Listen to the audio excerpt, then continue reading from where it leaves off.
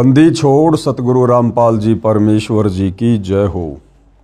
परम पिता परमात्मा सारी सृष्टि के रचनहार, कुल मालिक, असंख्य ब्रह्मांडों के स्वामी, जगत गुरु, तीनों लोकों में प्रवेश करके सबका धारण पोषण करने वाले, राजाधीराज, आत्माधार, नाथों के नाथ, देवों के देव महादेव, सर्वेश्वर महेश्वर, मृत्युंजय, अजरो अमर, आदि अनादि सनातनी प्रभु, जगत पिता जगदीश्वर, श्री श्री 1008 की उपाधि के वास्तविक अधिकारी, अकाल मूरत सौद स्वरूपी राम वासुदेव, सर्वगतम ब्रह्म, परम पूज्य, प्रथम पूज्य, परम संत, परम पुरुष, परम धनी, परम दयालु, सत्य कबीर, हक्का कबीर, अल्लाहु कबीर, अल्लाहु अकबर, बाखबर, अल्लाह ताला, जगत के तारणहार, जगत के मुक्तिदाता, जगत के जगन्नाथ, हारे के सहारे, हिंदुओं के राम, मुसलमानों के अल्लाह, सिखों के वाहिगुरु, ईसाइयों के मसीह, दया के सागर दयानिधि, करुणा के सागर करुणानिधि, स्वयंभू परिभू, संकट मोचन, कष्ट हरण, मंगल करण, दुख भंजन, अविगत कबीर, निर्विकार निर्विषम परमात्मा, अलय अलेख सतगुरु, आदि अनादि सतगुरु, असली मर्यादा पुरुषोत्तम, असली राम, असली कृष्ण, असली घनश्याम, असली मुरारी, राजाओं के राजा, महाराजाओं के महाराजा, शहंशाहों के शहंशाह, सम्राटों के सम्राट, भगवानों के भगवान, अल्लाहों के अल्लाह, प्रभुओं के प्रभु, मसीहाओं के मसीह, सच्चे वाहिगुरु, बाबाओं के बाबा, पीरों के पीर, सेठों के सेठ, जगत सेठ, सावलसा सेठ, सर्वगुण संपन्न, अनंत कोटि कलाओं के स्वामी, अनंत कोटि ब्रह्मांडों के नायक, योगियों में महायोगी, ध्यानियों में महाध्यानी, सिद्धों में परम सिद्ध, ज्ञानियों में तत्वज्ञानी, ब्रह्म ज्ञानी, महाज्ञानी, परम ज्ञानी, सर्वश्रेष्ठ ज्ञानी, विज्ञानी, युवा कबीर, समरथ कबीर, असमवात, अमित ओझा, सच्चे रहनुमा, करीम अल्लाह, सुभान अल्लाह, दुनिया के अंतिम पैगंबर, 8 सितंबर 1951 से गांव धनाना, जिला सोनीपत, हरियाणा, भारतवर्ष की पावन भूमि पे प्रकट रियल कल की भगवान श्री नारायण साकार हरि, श्री बाबा साहेब नूर अनंत परमात्मा, सच्चे दरवेश, सच्चे बाखबर, संत शिरोमणि सतगुरु रामपाल जी परमेश्वर जी के चरण कमल में साध संगति से जुड़े हुए देश विदेश से आप और हम सभी सत्सेवक भाई बहनों का अनंत कोटि दंडवत प्रणाम। सत्साई भाई और बहनों, बहुत बड़ी दया, बहुत बड़ी मेहर पूज्य गुरुदेव भगवान की, परमेश्वर रामपाल जी की, जिनके शुभ आशीर्वाद से, विशेष आशीर्वाद से, उन्हीं के पवित्र कर कमलों से लिखित पवित्र पुस्तक हिंदू साहिबान नहीं समझे गीता वेद पुराण, इस पुस्तक के ऊपर वीडियो बनाने की श्रृंखला जारी है। इसी श्रृंखला में आज हमारा ये 5वें नंबर का वीडियो है। भाई और बहनों, प्रत्येक वीडियो में हिंदू समाज से जुड़े भाई बहनों को बहुत ही अच्छी और गहरी गहरी शिक्षाएं मिल रही हैं। पिछले वीडियो में हमने इस पवित्र पुस्तक से पढ़ा कि हिंदू धर्म के पवित्र हिंदू सदग्रंथ भक्ति और भगवान के विषय में, अध्यात्म के विषय में क्या कह रहे हैं और पवित्र हिंदू समाज उन शास्त्रों के विरुद्ध कैसी कैसी पाखंड मत वाली साधनाएं कर रहा है।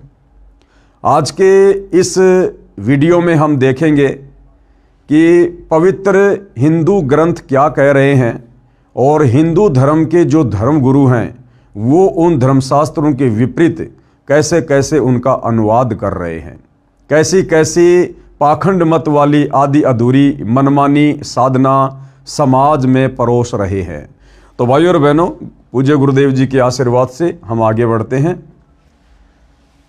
पवित्र हिंदू धर्म गुरु नहीं समझे गीता निर्मल ज्ञान, यानी हिंदू धर्म के धर्म गुरु, चाहे आचार्य हों, शंकराचार्य हों, चाहे आदि शंकराचार्य रहे हों, कोई भी हिंदू धर्म के सदग्रंथों को नहीं समझ पाया। पूज्य गुरुदेव भगवान हमें क्या बताना चाहते हैं, क्या समझाना चाहते हैं, ध्यान से देखिएगा। पेश है एक झलक गुरुओं के अनुवाद की, यानी हिंदू धर्म के धर्म गुरुओं ने जिस प्रकार से गीता जी के श्लोकों का अनुवाद किया है वो कितना सही है, कितना गलत है, किस प्रकार से किया है। अन्य प्रमाण, गीता अध्याय 10 श्लोक 3, कृपया पढ़ें फोटोकॉपी गीता अध्याय 10 श्लोक 3 की, जो गीता प्रेस गोरखपुर से प्रकाशित व मुद्रित है, जिसके अनुवादक श्री जय दयाल गोविंदका जी हैं। यानी भाइयों और बहनों, विशेषकर हिंदू समाज में गीता प्रेस गोरखपुर से प्रकाशित जितनी भी धार्मिक पुस्तकें हैं, पुराण हैं, गीता जी हैं, वेद हैं, हर हिंदू को मान्य है। और विशेषकर जय दयाल गोविंदका जी ने जिस गीता प्रेस गोरखपुर से प्रकाशित गीता जी का अनुवाद किया है, वो तो निसंदेह समस्त हिंदू समाज को मान्य है। तो देखिएगा किस प्रकार से गीता के अनुवादकों ने गीता के श्लोकों का उल्टा अर्थ किया है। ये श्लोक आपकी आंखों के सामने है। गीता जी अध्याय 10 श्लोक 3 की फोटोकॉपी है ये माम अजम अनादिम च वेति लोक महेश्वरम अश्मूढ़ स मृतेषु सर्व पापे प्रमुचते। इधर संस्कृत है और इधर अनुवादकों ने हिंदी में अनुवाद किया है। जो मुझको अजन्मा अर्थात वास्तव में जन्म रहित अनादि और लोकों का महान ईश्वर तत्व से जानता है, वह मनुष्यों में भगवान पुरुष, ज्ञानवान पुरुष संपूर्ण पापों से मुक्त हो जाता है। यह अनुवाद किया है भाइयों और बहनों हिंदू धर्म के अनुवादकों ने गीता जी का।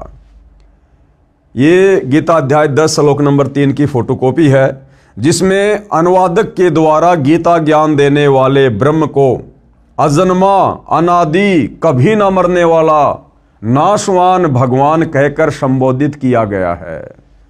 जबकि इसी अनुवादक ने जय दयाल गोविंदका ने जस्ट एक श्लोक पीछे, यानी ये जो फोटोकॉपी है जिसमें गीता ज्ञान देने वाले ब्रह्म को अजन्मा, जन्म रहित, अनादि और सभी लोगों का महान ईश्वर कहकर व्याख्या की गई है, इसी जय दयाल गोविंदका ने गीता जी अध्याय 10 श्लोक नंबर 2 में खुद अपने कर कमल से अनुवाद किया है कि गीता ज्ञान देने वाला नाशवान भगवान है। गीता ज्ञान देने वाले की जन्म और मृत्यु होती है। वो खुद स्वीकार कर रहा है कि अर्जुन, मेरे और तेरे बहुत से जन्म हो चुके हैं, तू नहीं जानता, मैं जानता हूं। और मेरी उत्पत्ति को ये देवता लोग, ये ऋषिगण लोग नहीं जानते, क्योंकि ये सभी मेरे से उत्पन्न हैं।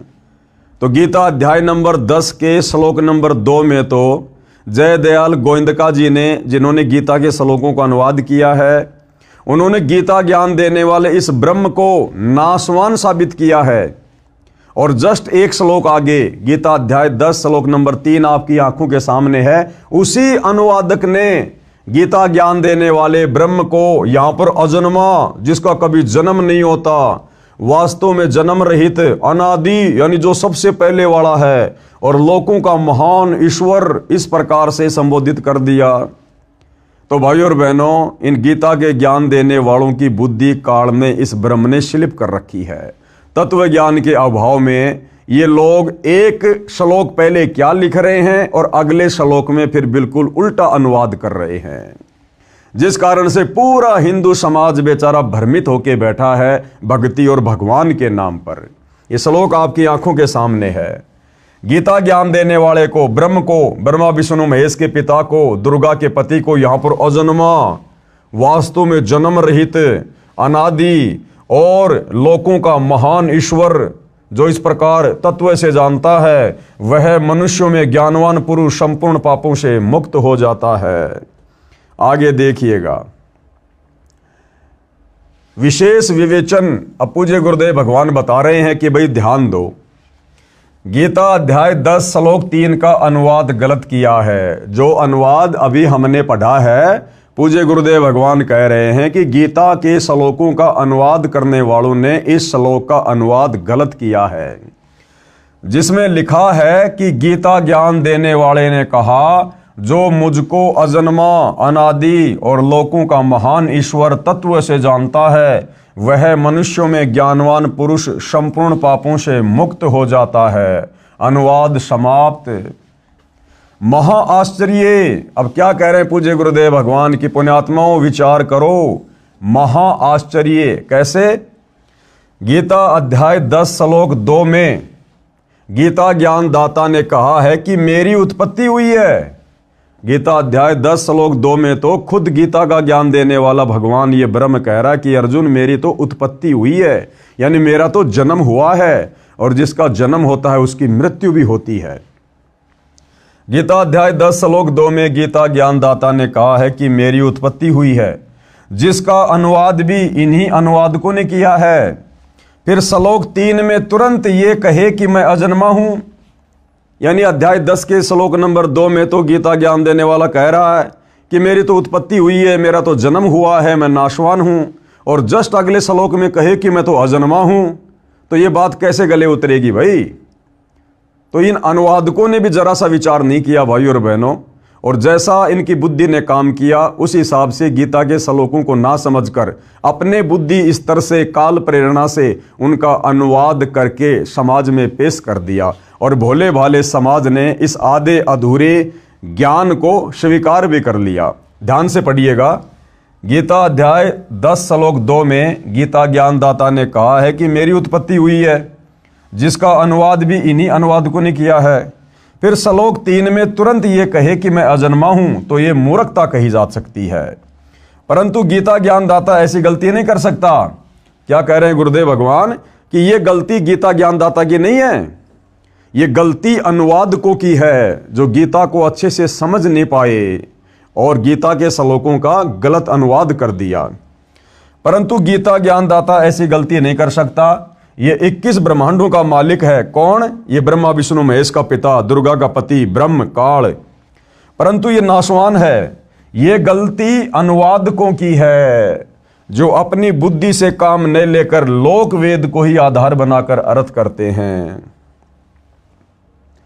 गीता अध्याय 10 श्लोक 3 का यथार्थ अनुवाद इस प्रकार है। अब पूज्य गुरुदेव भगवान सतगुरु रामपाल जी इस श्लोक का यथार्थ अनुवाद करके हमें समझा रहे हैं कि गीता ज्ञान देता काल ब्रह्म अध्याय 10 श्लोक 3 में क्या कहना चाहता है। जो माम यानी मुझको, जो मुझको, किसको? ये ब्रह्म कह रहा है, ये काल कह रहा है, गीता का ज्ञान देने वाला, जो मुझको और अजन्मा यानी वास्तव में जन्म रहित है, अनादिम, अनादिम यानी जिसकी आदि न हो, अर्थात जो सदा से है, लोक महेश्वरम, सब लोकों के महान ईश्वर यानी परम अक्षर ब्रह्म को जानता है, वह मनुष्यों में ज्ञानवान पुरुष संपूर्ण पापों से मुक्त हो जाता है। इस श्लोक का वास्तविक अर्थ तो ये है, गीता ज्ञानदाता कह रहा है कि जो इस गीता जी को पढ़कर मेरी स्थिति के बारे में जान लेता है कि मैं तो ब्रह्म हूं और ब्रह्मलोक में रहता हूं, मेरी साधना का ओम मंत्र है, मेरा जन्म होता है, मेरी मृत्यु होती है, मेरे ब्रह्मलोक में गए हुए प्राणी भी लौटकर वापस संसार में आते हैं, उनकी पूर्ण मुक्ति नहीं होती।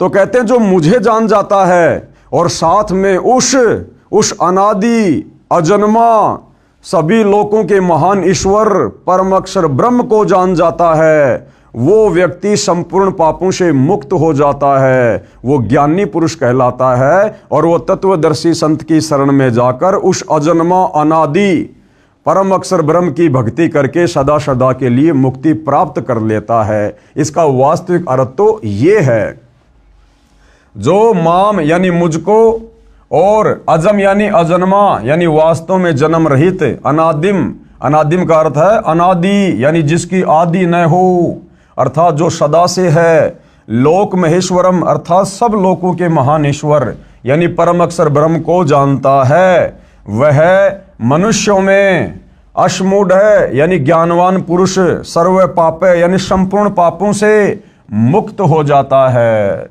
जिस प्रकार सतगुरु रामपाल जी परमेश्वर जी के पंथ में उनके अनुयायियों ने उनके द्वारा किए गए सत्संगों को सुनकर, उनके द्वारा लिखी पुस्तकों को पढ़कर जो गीता जी का अनुवाद किया गया है, जो वेदों के श्लोकों का अनुवाद किया गया है, उसको पढ़कर समझकर सतगुरु रामपाल जी के हम समस्त फॉलोवर ने, हमने गीता ज्ञान देने वाले इस ब्रह्म की, ब्रह्मा विष्णु महेश के पिता की, दुर्गा के पति की वास्तविक स्थिति को भी जान लिया है, पहचान लिया है कि ये ब्रह्म क्या है, कहाँ रहता है, ये जन्मता भी है, मरता भी है, इसकी भक्ति से मुक्ति नहीं है। और साथ में गुरुदेव ने हमें परम अक्षर ब्रह्म सत्य पुरुष कबीर देव की स्थिति से भी परिचित करवा दिया और उस शाश्वत स्थानम सतलोक के बारे में भी जानकारी दे दी। तो गीता ज्ञान देने वाला ब्रह्म अध्याय 10 श्लोक 3 में यही समझाना चाहता है कि अर्जुन, जो मेरी स्थिति से परिचित हो जाता है और जो उस अजन्मा अनादि परम अक्षर ब्रह्म की स्थिति से भली भांति परिचित हो जाता है, वो प्राणी फिर सत भक्ति करके समस्त पापों से मुक्त हो जाता है, अपनी मुक्ति का रास्ता बना लेता है। इसका वास्तविक अर्थ ये है, जबकि गीता जी के अनुवादकों ने यहाँ पर ब्रह्म को ही, गीता ज्ञान देने वाले नाशवान भगवान ब्रह्म को ही अजन्मा अनादि सभी लोगों का भगवान कहकर प्रस्तुत किया है, जो कि गलत है। अर्थात जो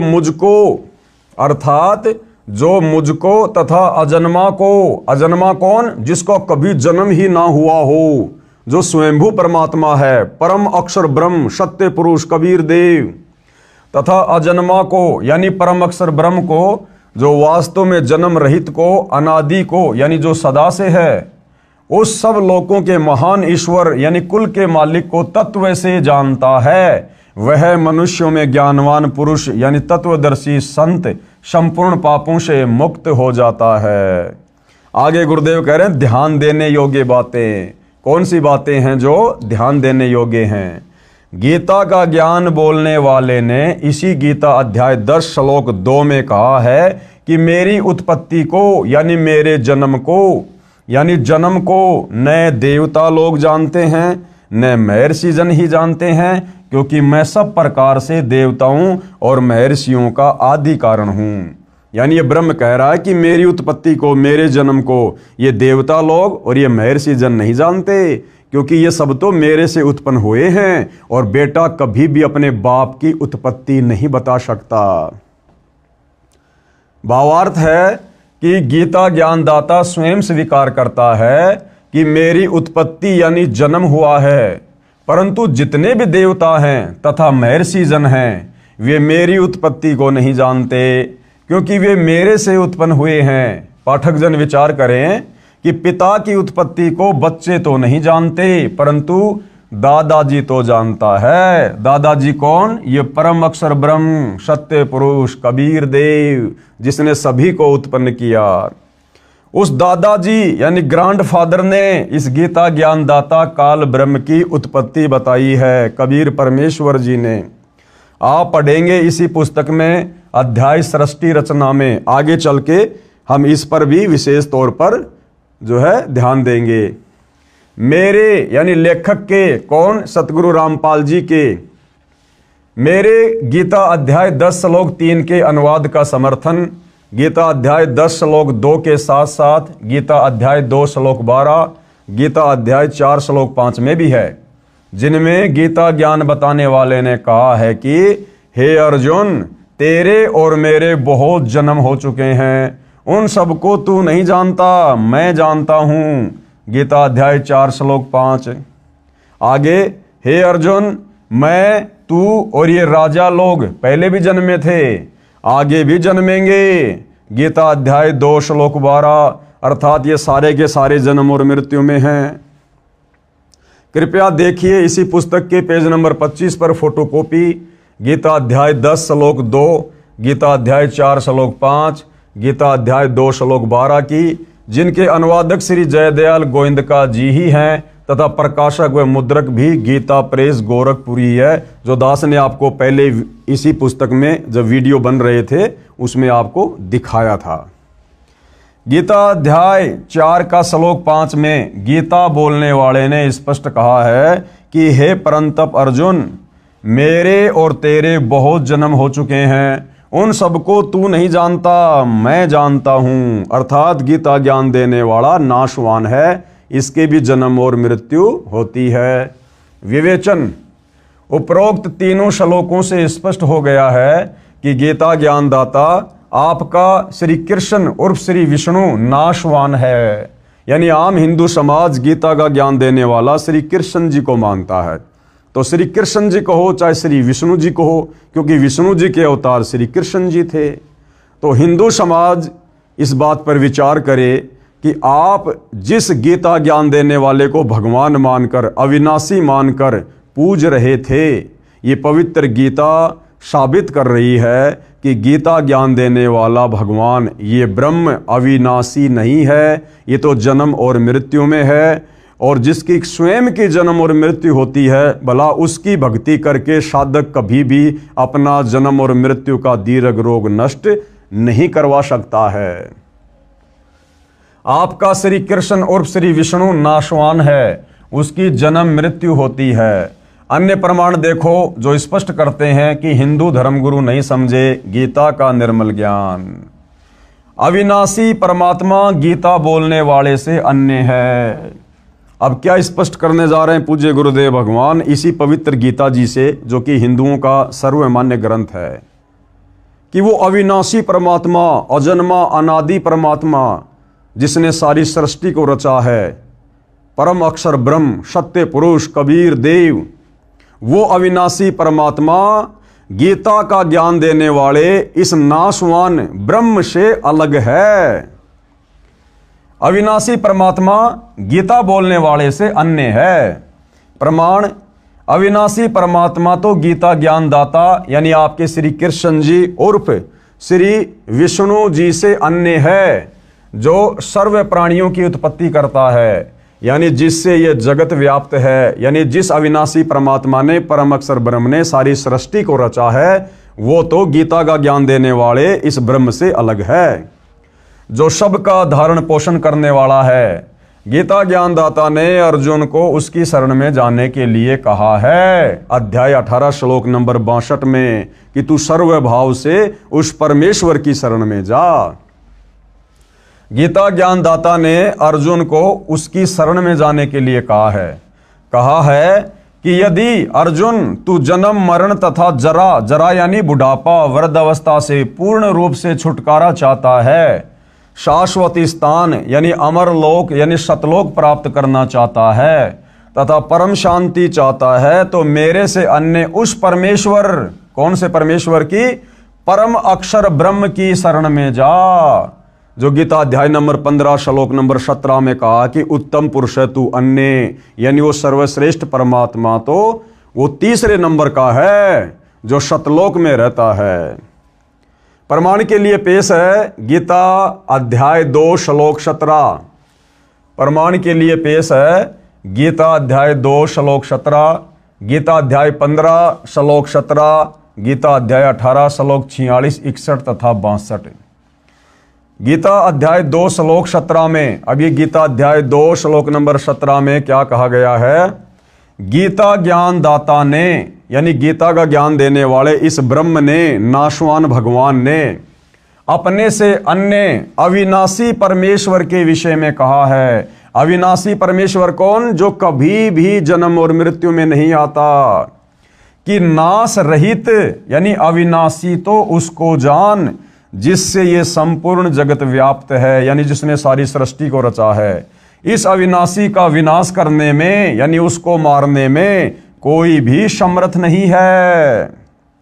पेश है फोटोकॉपी गीता अध्याय 2 श्लोक नंबर 17 की। अपनी आंखों से देखिए भाई और बहनों, कितना क्लियर किया गया है इस पवित्र ग्रंथ गीता में। अविनाशी तू तत् विधि येन सर्वम इदम ततम विनाशम अव्यस्य अस्य न कश्चित कृत्युम अहर्ति। एक तरफ संस्कृत है, बिल्कुल बराबर में हिंदी में अनुवाद है। अब गीता ज्ञान देने वाला ये ब्रह्म, ये नाशवान भगवान अपने से अन्य उस अविनाशी परम अक्षर ब्रह्म के विषय में अर्जुन को क्या कह रहा है? नाश रहित यानी जिसका कभी विनाश नहीं होता, नाश रहित तो तू उसको जान जिससे यह संपूर्ण दृश्य वर्ग यानी संपूर्ण जगत व्याप्त है। इस अविनाशी का विनाश करने में कोई भी समर्थ नहीं है।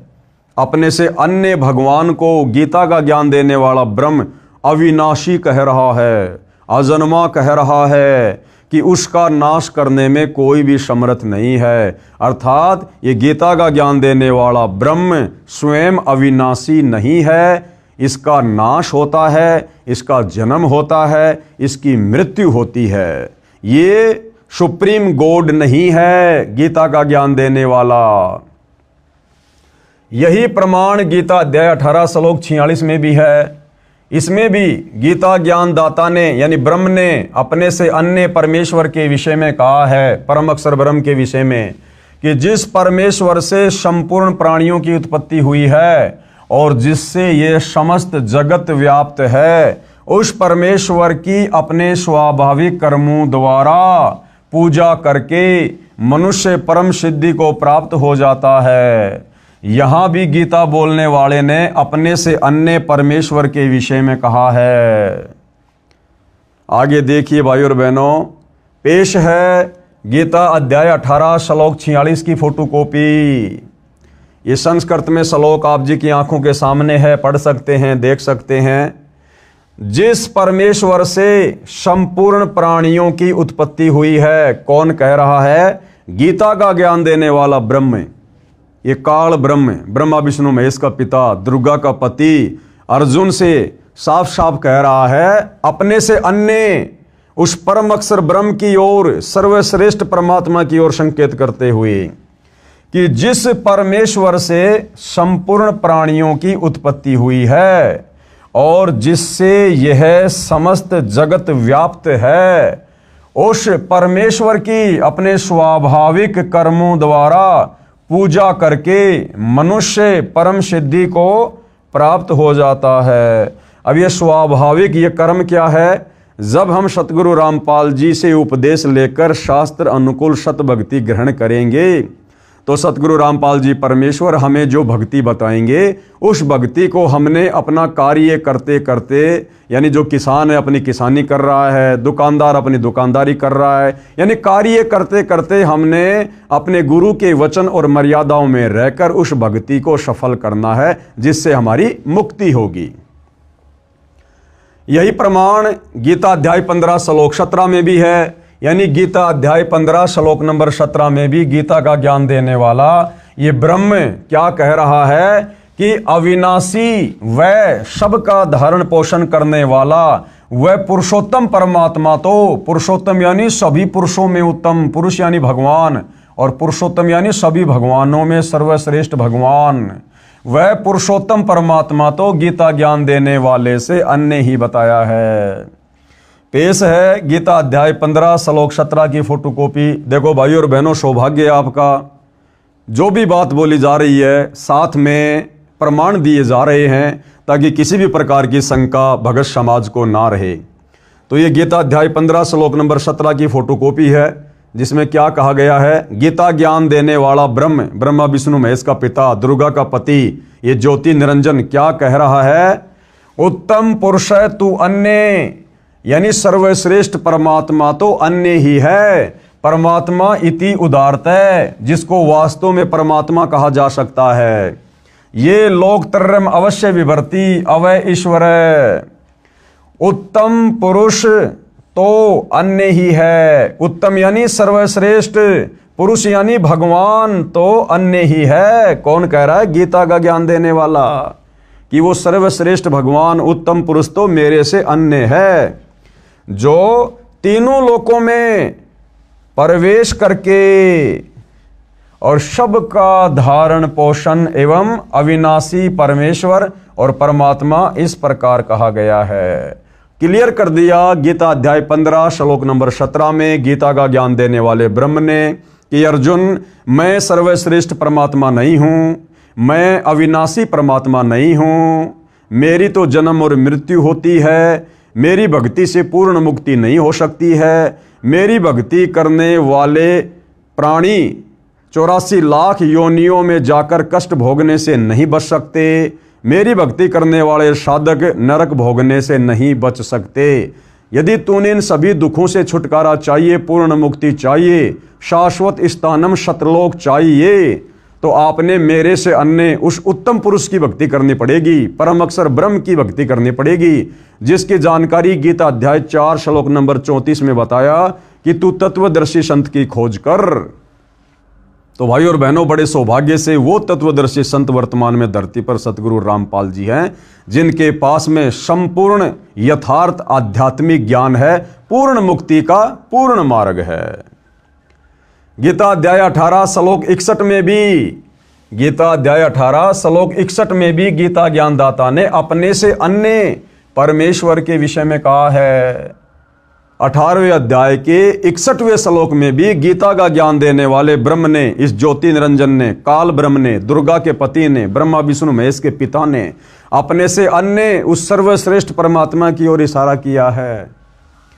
गीता अध्याय 18 श्लोक 61 में भी गीता ज्ञानदाता ने अपने से अन्य परमेश्वर के विषय में कहा है कि हे अर्जुन, शरीर रूप यंत्र में आरूढ़ हुए संपूर्ण प्राणियों को अंतर्यामी परमेश्वर अपनी माया यानी शक्ति से उनके कर्मों के अनुसार भ्रमण करवाता हुआ सब प्राणियों के हृदय में स्थित है। इसमें गीता ज्ञानदाता ने अपने से अन्य अंतर्यामी परमेश्वर का ज्ञान करवाया है, जो सबके हृदय रूपी गुफा में बैठा हुआ है और जिसकी शक्ति से सभी प्राणी चल रहे हैं और जो कर्मों के अनुसार सभी को फल देता है। अपने से अन्य परमेश्वर के विषय में जानकारी दे रहा है। पेश है फोटोकॉपी गीता अध्याय 18 श्लोक 61 की। ये श्लोक है भाइयों और बहनों आपकी आंखों के सामने। इसका अनुवाद पूज्य गुरुदेव भगवान ने यहां किया है।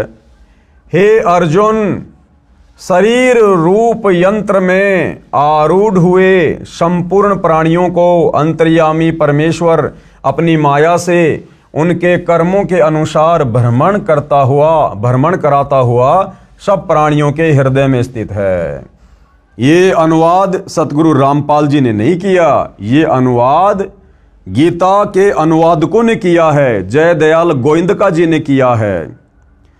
और ये अनुवाद स्पष्ट रूप से संकेत कर रहा है, यानी गीता का ज्ञान देने वाला भगवान अपने से अन्य किसी और अंतर्यामी परमेश्वर की तरफ संकेत कर रहा है कि जो सर्व प्राणियों को अपनी शक्ति से चलाता है और सभी प्राणियों को कर्मों के अनुसार फल देता है।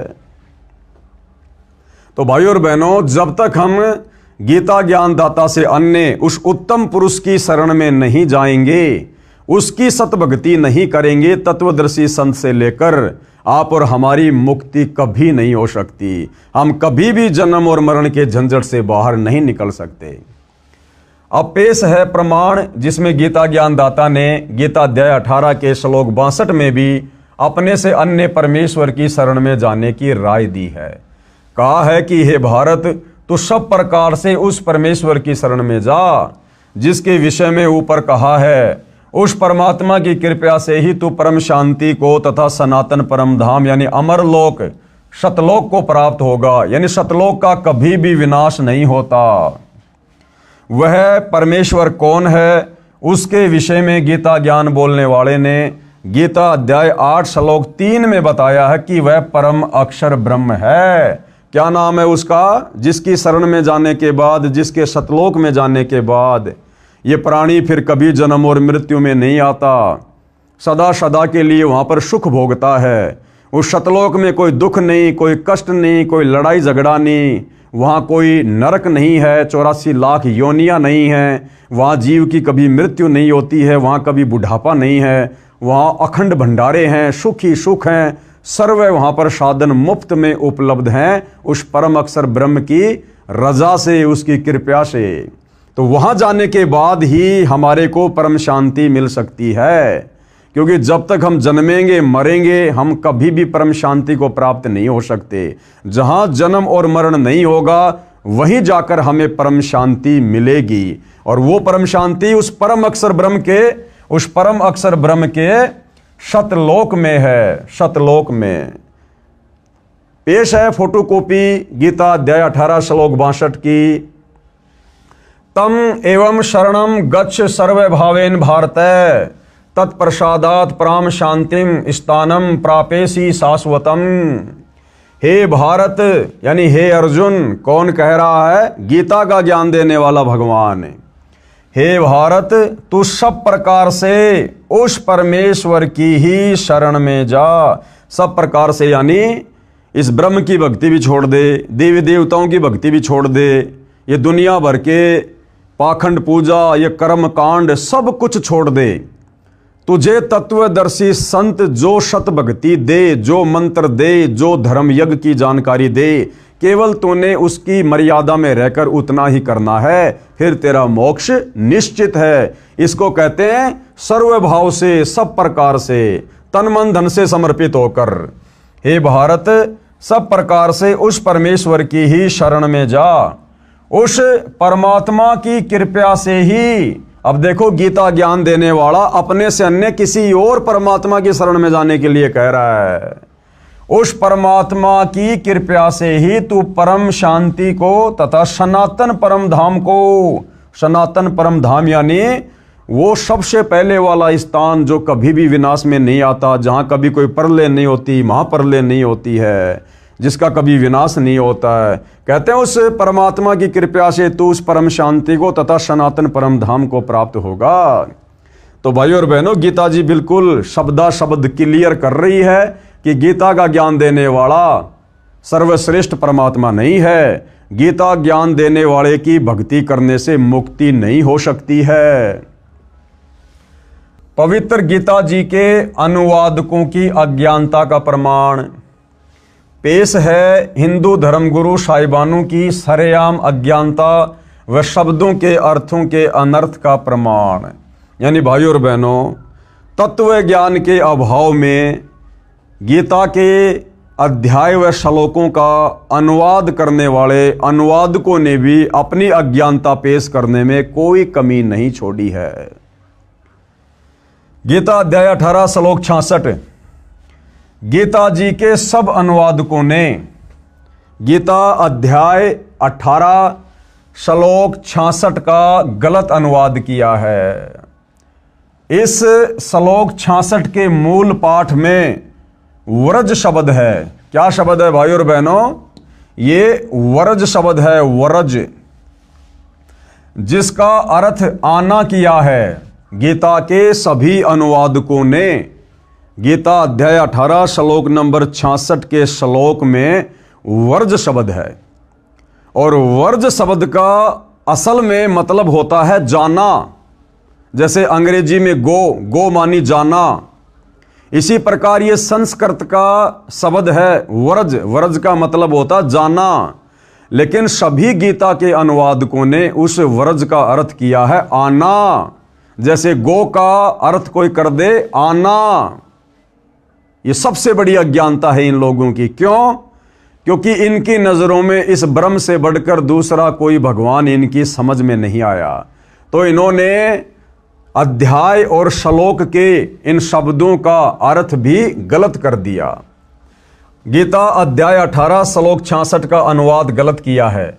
इस श्लोक 66 के मूल पाठ में वरज शब्द है, वरज, जिसका अर्थ आना किया है, जो गलत है।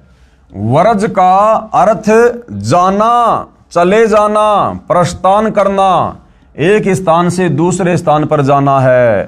प्रमाण के लिए पेश है फोटोकॉपी संस्कृत हिंदी शब्दकोश की, जिसके संग्रहकर्ता हैं वामन शिवराम आपटे। आपको हिंदी संस्कृत शब्दकोश से दिखाते हैं कि वरज का मतलब क्या होता है। यह है भाइयों और बहनों वरज, और वरज का अर्थ क्या है?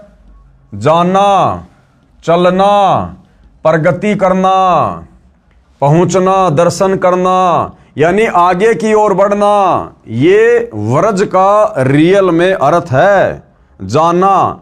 जबकि गीता के इस श्लोक का अनुवाद करने वाले सभी अनुवादकों ने एक दूसरे की नकल करते हुए तत्व ज्ञान के अभाव में अर्थ का अनर्थ कर दिया और वरज का अर्थ कर दिया आना।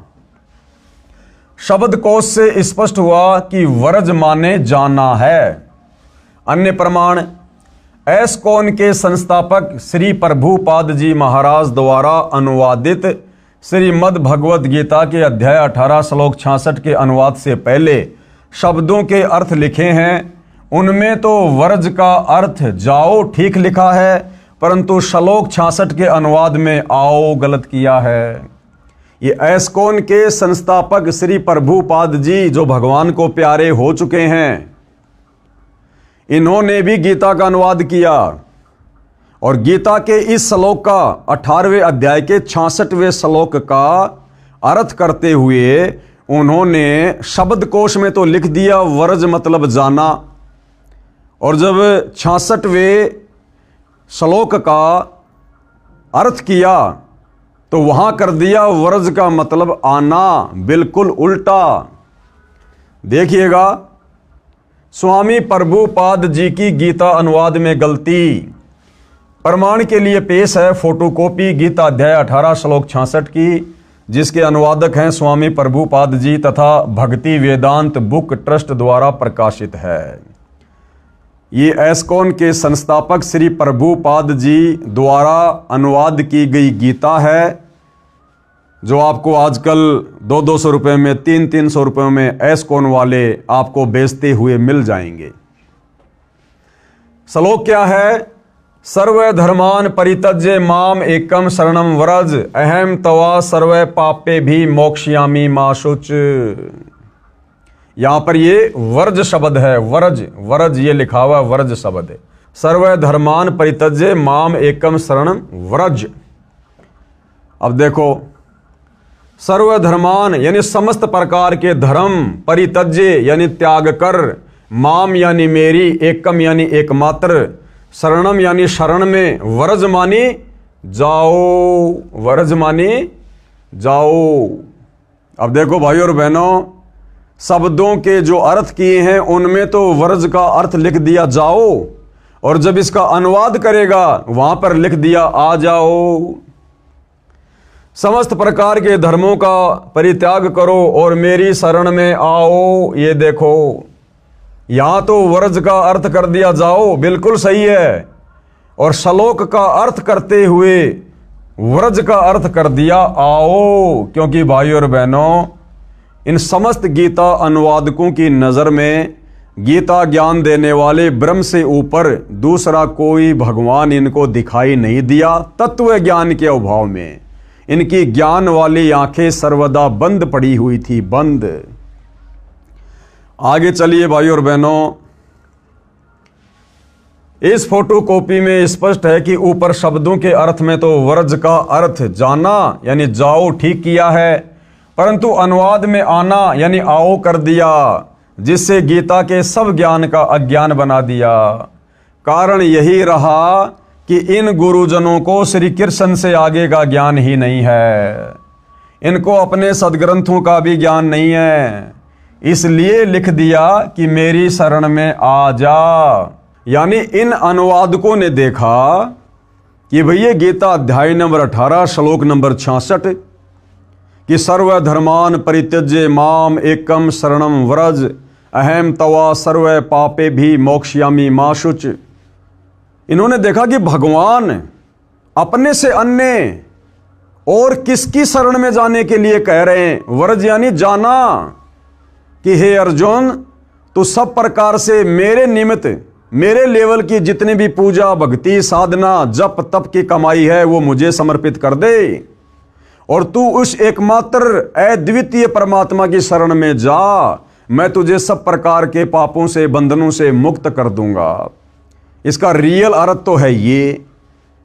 और जब इन अनुवादकों ने यह श्लोक पढ़ा, क्योंकि इनकी बुद्धि तो श्री कृष्ण जी से ऊपर जा ही नहीं रही थी कि इनसे ऊपर तो कोई भगवान है ही नहीं, तत्व ज्ञान इनको था नहीं, तो इन्होंने देखा कि यहां पर श्री कृष्ण जी यानी ब्रह्म अपने से अन्य किसी और की शरण में जाने के लिए क्यों कह रहे हैं?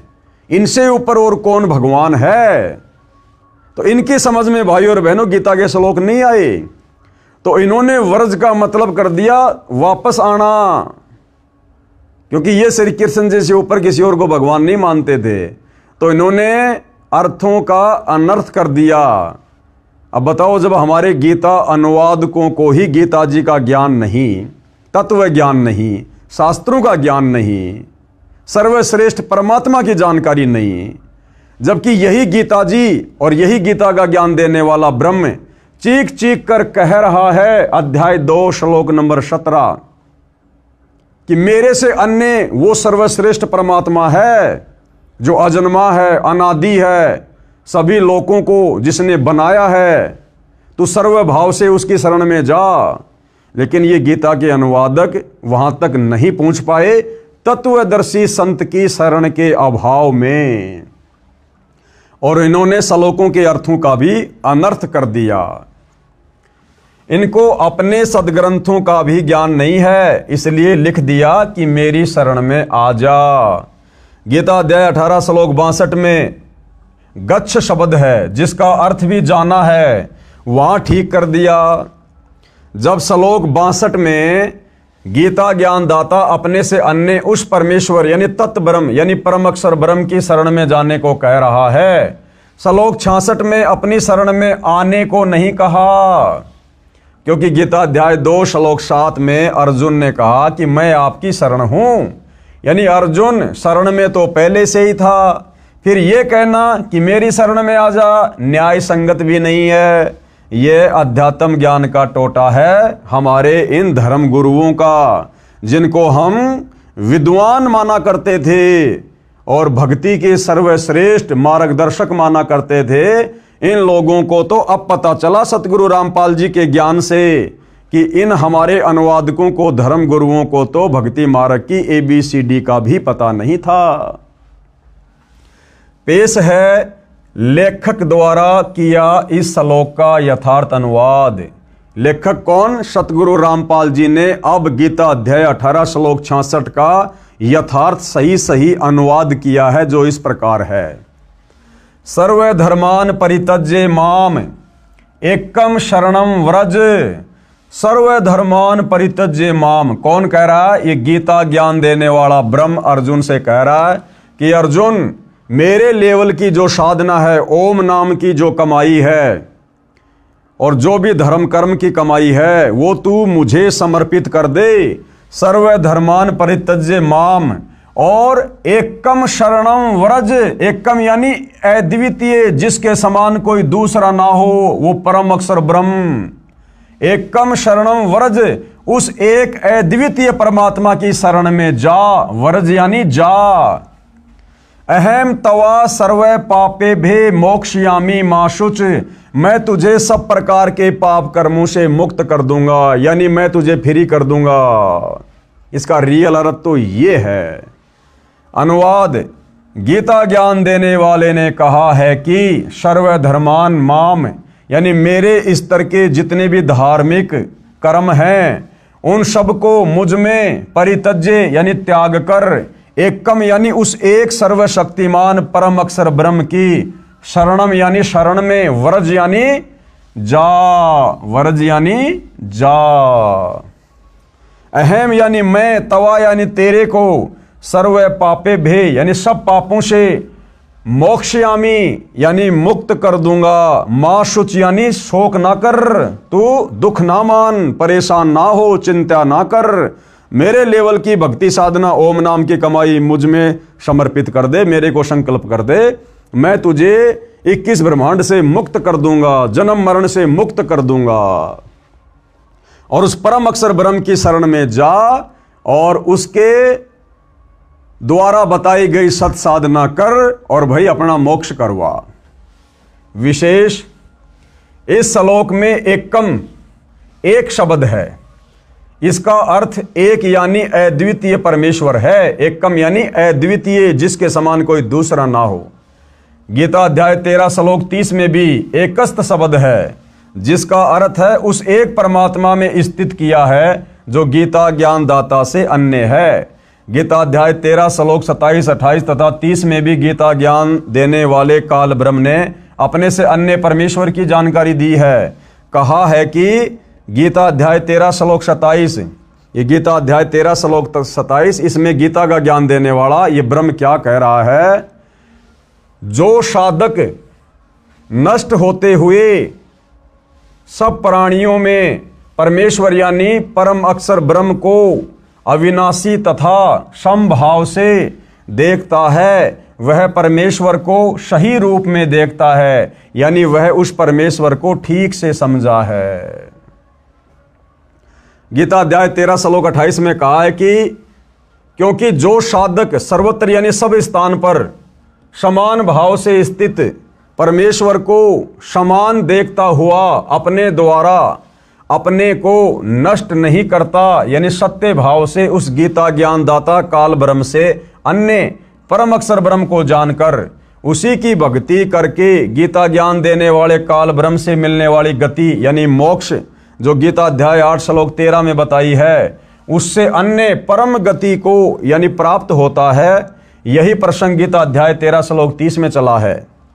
कहा है, जिसका समय साधक प्राणियों के पृथक पृथक भाव को एकस्तम यानी उस अद्वितीय एक परमात्मा से एवं यानी ही विस्तारम यानी सब प्राणियों का विस्तार यानी उत्पत्ति होना देखता है यानी जानता है, उस समय उस परमेश्वर को पूजकर उसी को प्राप्त हो जाता है। इससे सिद्ध हो जाता है कि गीता अध्याय 18 श्लोक 66 में एकम शरणम व्रज का अर्थ भी उस परम अक्षर ब्रह्म की शरण में जाओ ही सही है।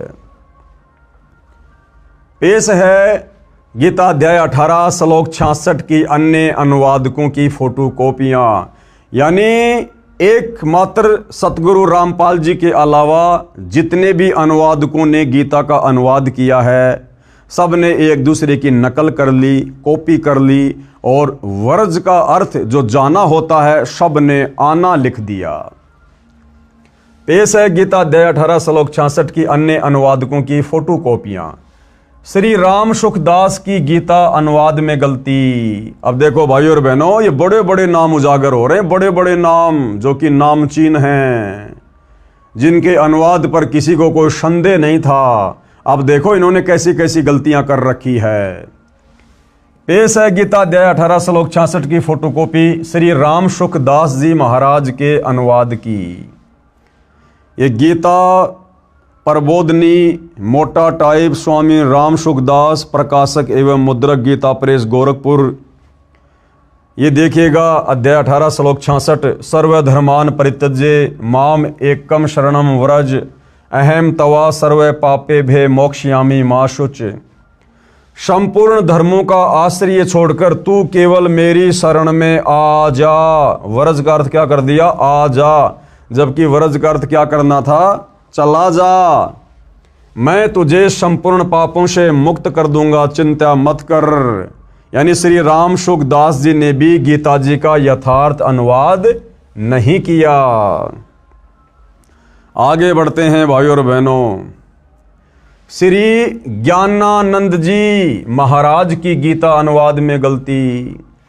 पेश है गीता अध्याय 18 श्लोक 66 की फोटोकॉपी श्री ज्ञानानंद महाराज जी के अनुवाद की। ये श्री ज्ञानानंद जी के द्वारा अनुवाद की गई गीता है। श्रीमद् भगवत गीता, गीता ज्ञान सुधा, श्री स्वामी श्री ज्ञानानंद जी महाराज।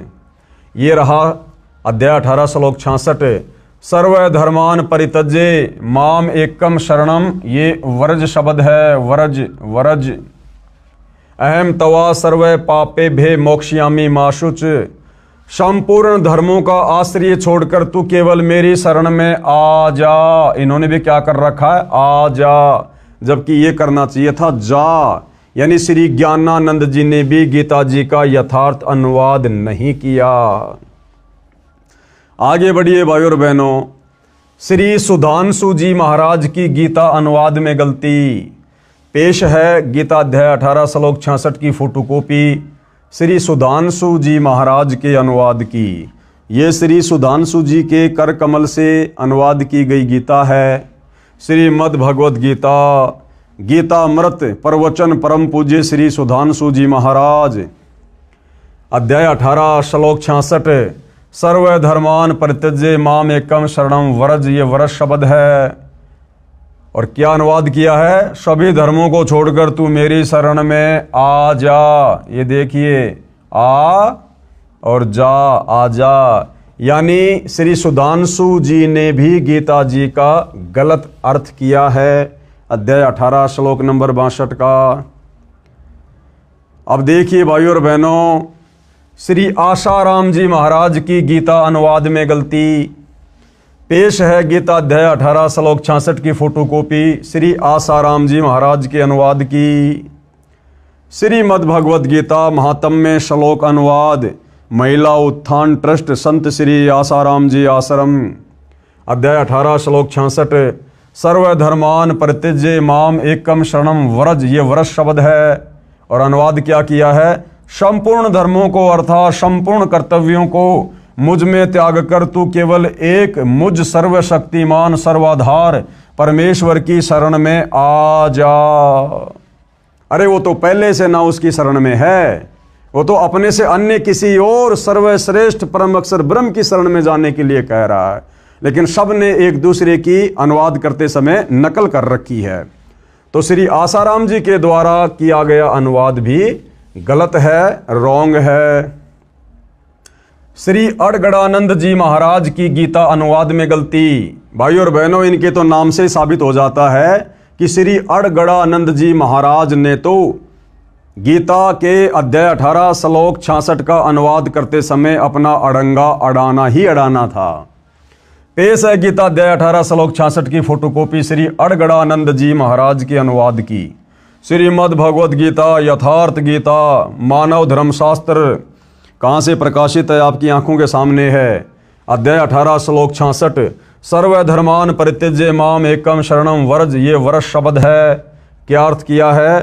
संपूर्ण धर्मों को त्याग कर, अर्थात मैं ब्राह्मण श्रेणी का करता हूँ या शूद्र श्रेणी का, क्षत्रिय हूँ अथवा वैश्य, इसके विचार को त्याग कर केवल एक मेरी अनन्य शरण को प्राप्त हो। बताओ, उसी की शरण में आने को कह रहा है। अरे वो पहले से उसकी शरण में ना है भाई। मैं तुझे संपूर्ण पापों से मुक्त कर दूंगा, तू शोक मत कर। सब ने एक दूसरे की कॉपी पेस्ट कर रखी है। ये देखिए हंसादेश पंथ वालों की गीता अनुवाद में गलती। हंसादेश पंथ वालों की गीता अनुवाद में गलती। हंसादेश वाले कौन? श्री सतपाल जी महाराज। पेश है हंसादेश वाले पंथ श्री सतपाल जी महाराज व श्री प्रेम रावत जी, ये दोनों भाई हैं। प्रेम रावत जी महाराज के आश्रम से अनुवादित गीता अध्याय 18 श्लोक 66 की फोटोकॉपी।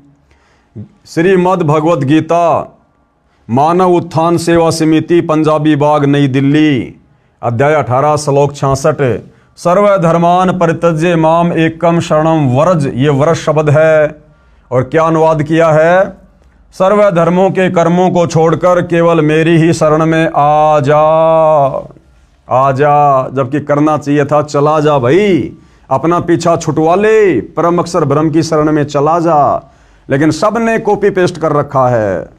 ये थे हमारे ज्ञानहीन धर्म गुरु, जिनको हम शास्त्रों के प्रकांड विद्वान मानकर और उनके मार्गदर्शन में अपनी आत्मा के कल्याण के लिए दौड़ लगा रहे थे। विशेष पूज्य गुरुदेव भगवान क्या कह रहे हैं? उपरोक्त परमाणु से स्पष्ट है कि मेरे यानी लेखक के यानी सतगुरु रामपाल जी के अतिरिक्त किसी को भी गीता का ज्ञान नहीं है। भाई ब्रह्मा विष्णु महेश को भी नहीं है, 33 करोड़ देवी देवताओं को भी नहीं है, ऋषियों को भी ज्ञान नहीं था। ये ज्ञान देने के लिए सतलोक से चलकर स्वयं वो परम अक्षर ब्रह्म सत्य पुरुष कबीर देव तत्वदर्शी संत की भूमिका करता है। और निसंदेह वर्तमान में वह तत्वदर्शी संत सतगुरु रामपाल जी हैं। सब ने शब्दों के अर्थों का अनर्थ करके ज्ञान का अज्ञान बनाकर जनता को भ्रमित कर रखा है। और यही कारण है भाई और बहनों, इतनी भक्ति करते करते, इतनी साधना करते करते बेचारे श्रद्धालु, कोई पैदल यात्रा कर रहा है, कोई बेचारा एक पैर पर खड़ा होकर तपस्या कर रहा है, कोई कावड़ लेकर आ रहा है, कोई अन्य प्रकार की घोर साधनाएं कर रहा है, कोई व्रत कर रहा है, कोई तीर्थों पर जा रहा है, कोई मंदिरों में मस्जिदों में जा रहा है। उसके बावजूद भी भाई और बहनों उनके कार्य सिद्ध नहीं हो रहे। भक्ति के प्रतिफल में जो सुख मिलने चाहिए वो सुख समाज को नहीं मिल रहे, जिस कारण से ये समाज धीरे धीरे नास्तिकता की ओर जा रहा है। तो भाई और बहनों, अब हम सभी का भाग्य उदय हुआ है। धरती पर वो परम संत प्रकट हो चुका है जो हमें इन्हीं शास्त्रों से निकालकर सत भक्ति दे रहे हैं। अब भी यदि हम पीछे रहेंगे तो फिर हमारे से बड़ा निर्भागी फिर दुनिया में कोई और नहीं होगा। उपरोक्त श्लोकों से प्रमाणित हुआ कि गीता ज्ञान देने वाले से अन्य परमेश्वर है। गीता ज्ञान देने वाला कौन? ये ब्रह्म ब्रह्मा विष्णु महेश का पिता, इससे अन्य कोई परमात्मा है, परम अक्षर ब्रह्म है, जो सृष्टि की उत्पत्ति करता व धारण पोषण करता, परम शांति प्रदान करने वाला है, उसी की शरण में जाने के लिए कहा है इस गीता अध्याय 18 श्लोक नंबर 66 में कि सर्वधर्मान परित्यज्य माम एकम शरणम व्रज। उसी की शरण में जाने के लिए गीता का ज्ञान देने वाला भगवान बार बार अर्जुन से कह रहा कि अर्जुन तू सर्व भाव से उस परमेश्वर की शरण में जा, जिसकी शरण में जाने के बाद फिर तुझे वापस लौटकर संसार में नहीं आना पड़ेगा, तेरा परमानेंट मोक्ष हो जाएगा। उसी की शरण में जाने के लिए कहा है। कृपया अन्य गलती जो अनुवादकों ने की है प्रमाण के लिए देखें गीता अध्याय 8 श्लोक 16 तथा गीता अध्याय 6 श्लोक 23 की फोटोकॉपी। गीता अध्याय 8 श्लोक 16 की फोटोकॉपी, ये श्लोक आप जियों की आंखों के सामने है। हे अर्जुन, ब्रह्मलोक पर्यंत सब लोक पुनरावर्ती में है। ये गीता का ज्ञान देने वाला भगवान, ये ब्रह्म अर्जुन से क्या कह रहा है कि हे अर्जुन, ब्रह्मलोक पर्यंत यानी ब्रह्मलोक में गया हुआ भगत भी, साधक भी वापस लौट के आता है, वो भी जन्म और मरण में है। और ब्रह्मलोक भाई और बहनों इस 21 ब्रह्मांड की सर्वश्रेष्ठ उपलब्धि है। ब्रह्मलोक सर्वश्रेष्ठ उपलब्धि है 21 ब्रह्मांड की।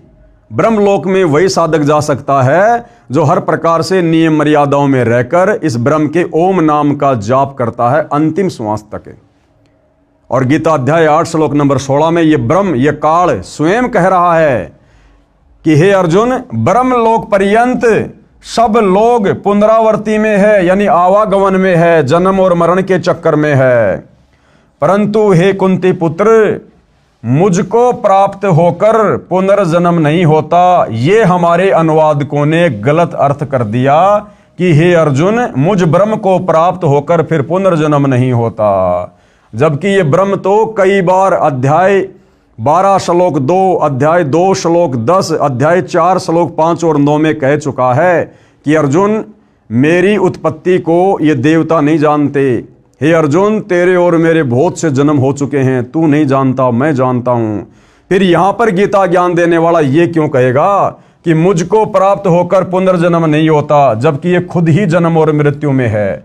तो यहां पर गीता अनुवादकों ने इस श्लोक का अर्थ गलत किया है। इसका यथार्थ अनुवाद आप जी पहले सतगुरु रामपाल जी के कर कमल से लिखा हुआ देख चुके हैं। गीता अध्याय 6 श्लोक 23 में इसी अनुवादक ने विधात शब्द का अर्थ जानना किया है। विधात का अर्थ जानना। यदि गीता अध्याय 8 श्लोक 16 में विद्यते का अर्थ जानना कर दिया जाए तो सरलार सही हो जाता है, लेकिन इनको तत्व ज्ञान नहीं था और श्री कृष्ण जी से ऊपर ये किसी और को परमात्मा नहीं जानते थे, इसलिए घुमा फिराकर श्री कृष्ण जी पर ही वापस बात को ले आए। गीता अध्याय 6 श्लोक 23 की फोटोकॉपी। ये श्लोक आप जियों की आंखों के सामने है। क्या कहा गया है? दुख रूप संसार के संयोग से रहित तथा जिसका नाम योग है उसको जानना चाहिए। वह योग यानी भक्ति न उकताते हुए अर्थात धैर्य और उत्साह युक्त चित्त से निश्चय पूर्वक करना कर्तव्य है। गीता अध्याय 15 श्लोक 17 में उसी परम अक्षर ब्रह्म का वर्णन है। गीता अध्याय 15 श्लोक 17 में उसी परम अक्षर ब्रह्म का वर्णन है कि उत्तम पुरुष तू अन्य परमात्मा इति उदाहरते।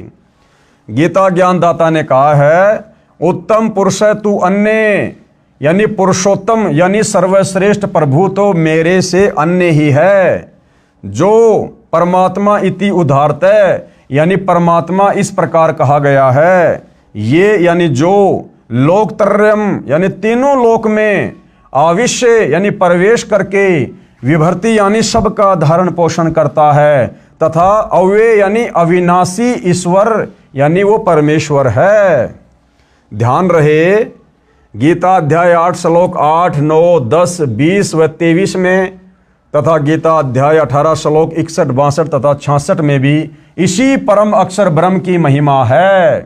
कहा है कि जो परम अक्षर ब्रह्म यानी कबीर देव सत्य पुरुष सर्वस्य धातारम यानी सबका धारण पोषण करने वाला है, उस परमम दिव्यम पुरुषम यानी परम दिव्य पुरुष यानी सच्चिदानंद घन ब्रह्म परमेश्वर को भजता है, उसी को प्राप्त होता है। जो गीता ज्ञानदाता से उत्तम है, श्रेष्ठ है, यानी पुरुषोत्तम है, पुरुषों में यानी भगवानों में उत्तम है, श्रेष्ठ है, वह तो अन्य है। यानी गीता ज्ञानदाता अपने से अन्य पुरुषोत्तम की यहां पर बात कर रहा है, परमेश्वर की बात कर रहा है कि वो उत्तम पुरुष जो तीनों लोकों में प्रवेश करके सबका धारण पोषण करता है, वो तो मुझ गीता ज्ञान देने वाले ब्रह्म से अन्य है। गीता ज्ञान देने वाले ने गीता अध्याय 18 श्लोक 62 में उसी परम अक्षर ब्रह्म की शरण में जाने को कहा है। यानी भाइयों और बहनों, बार बार गीता का ज्ञान देने वाला हिंदू भाई बहन जिसे श्री कृष्ण मानते हैं, विद्वान जिसको ब्रह्म कहते हैं, वो बार बार यही कह रहा है कि भैया गधा कुत्ता शुअर बनना है, नरक भोगना है, कष्ट भोगने हैं, तो भैया मेरे ओम नाम की साधना कर ले, या नीचे के देवी देवताओं की साधना कर ले, भैया तेरी मर्जी। और अगर तुझे परम शांति चाहिए, जन्म मरण से छुटकारा चाहिए, सतलोक में जाना है, तो भैया उस परम अक्षर ब्रह्म की भक्ति कर ले। और उस परम अक्षर ब्रह्म की भक्ति तुझे तत्वदर्शी संत बताएगा, उसकी शरण में जा। इसके अलावा और कोई ऑप्शन धरती पर नहीं है। उस परम अक्षर ब्रह्म की भक्ति का मंत्र गीता अध्याय 17 श्लोक 23 में बताया है। अब उस परम अक्षर ब्रह्म सत्य पुरुष कबीर देव की भक्ति का, उसके सतलोक में जाने का मंत्र गीता अध्याय 17 श्लोक नंबर 23 में बताया है। ओम तत् सत इति निर्देश ब्रह्मण त्रिविध समर्थ। कहा है कि ओम तत् सत इति निर्देश, यानी केवल ये 3 मंत्र के जाप का ही निर्देश है। ओम तत् सत, ये ओम तो सीधा सीधा भाई और बहनों गीता ज्ञान देने वाले काल ब्रह्म का है, जो आपने पहले गीता अध्याय 8 श्लोक नंबर 13 में पढ़ा। खुद ये ब्रह्म कह रहा है कि ओम इति एक अक्षर माम ब्रह्म अनुस्मरण ये प्रयाति तजन देहम सयाति परमाम गतम, कि भाई अर्जुन, मेरे ब्रह्मलोक में जाने का मैं जितना तुझे सुख दे सकता हूं थोड़े बहुत समय के लिए, उसके लिए मेरी भक्ति का केवल एक ओम मंत्र है। उस ओम मंत्र का जाप करके तो भाई मेरे ब्रह्मलोक में आ सकता है, लेकिन मेरा ब्रह्मलोक भी परमानेंट नहीं है, उसका भी विनाश होता है। और ब्रह्मलोक में रहने वाले साधक का भी विनाश होता है, वो भी जन्म और मृत्यु में आता है। तो ये ओम तो सीधा सीधा गीता का ज्ञान देने वाले इस ब्रह्म का मंत्र है।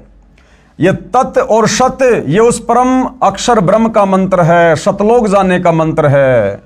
लेकिन कोई भाई ओम तत् सत करने लग जाए, ये कोई भक्ति नहीं है, ये कोई मंत्र नहीं है। ओम तो सीधा सीधा इस ब्रह्म का मंत्र है। तत् और सत ये सांकेतिक है। ये तत् का मतलब क्या है, इस तत् के अंदर कौन कौन से मंत्र हैं, सत के अंदर कौन कौन से मंत्र हैं, ये जानकारी भाई तत्वदर्शी संत देगा। इसीलिए तो कहा गीता ज्ञानदाता ने कि भैया मुझे तो तत्व ज्ञान नहीं है, मुझे ओम तत्सत की पूर्ण जानकारी नहीं है। उसके लिए गीता अध्याय 4 श्लोक नंबर 34 में खुद गीता ज्ञान देने वाला ब्रह्म कह रहा है कि तू तत्वदर्शी संतों की खोज कर, भली भांति उनको दंडोत प्रणाम कर, कपट छोड़कर सरलता पूर्वक व्यवहार कर, दंडोत प्रणाम कर, फिर वो तत्वदर्शी महात्मा तुझे तत्व ज्ञान का उपदेश करेगा। तब तुझे पता चलेगा कि ओम तत् सत का रहस्य क्या है, ये ओम तत् सत मिलकर फिर क्या मंत्र बनता है और किस विधि से इसका जाप किया जाता है। कहा है कि ओम तत् सत इति निर्देश ब्रह्मणे त्रिविध समर्थे। ब्रह्मण यानी उस पूर्ण ब्रह्म परमात्मा अक्षर पुरुष की भक्ति करने का मंत्र, उसको सुमरण करने का मंत्र। ब्रह्मणा तेन वेदा च यज्ञा च विहिता पुरा, अर्थात सच्चिदानंद घन ब्रह्म यानी परम अक्षर ब्रह्म की भक्ति का ओम तत् सत यह मंत्र है। इसका 3 विधि से सुमरण कहा है, यानी इसका 3 विधि से जाप होता है। अब वो जाप भाई और बहनों तत्वदर्शी संत ही बता सकता, धरती पर किसी और के पास नहीं है, केवल सतगुरु रामपाल जी ही बता सकते हैं। इसका 3 विधि से सुमरण होता है। सृष्टि के आदि में यानी सृष्टि की शुरुआत में यानी सतयुग के आदि शुरू में विद्वान पुरुष जो ज्ञान में अब गीता रूप में बता रहा हूं, इसी आधार से अपनी धार्मिक क्रिया किया करते थे। यानी सतयुग की शुरुआत में जो विद्वान पुरुष थे, जो भगत थे, साधक थे, ऋषि महात्मा थे, वो इन्हीं 3 मंत्रों का जाप किया करते थे, तत्वदर्शी संत से लेकर। और ये परम अक्षर ब्रह्म, ये सत्य पुरुष, ये कबीर परमात्मा चारों युगों में आते हैं, तत्वदर्शी संत की भूमिका करते हैं।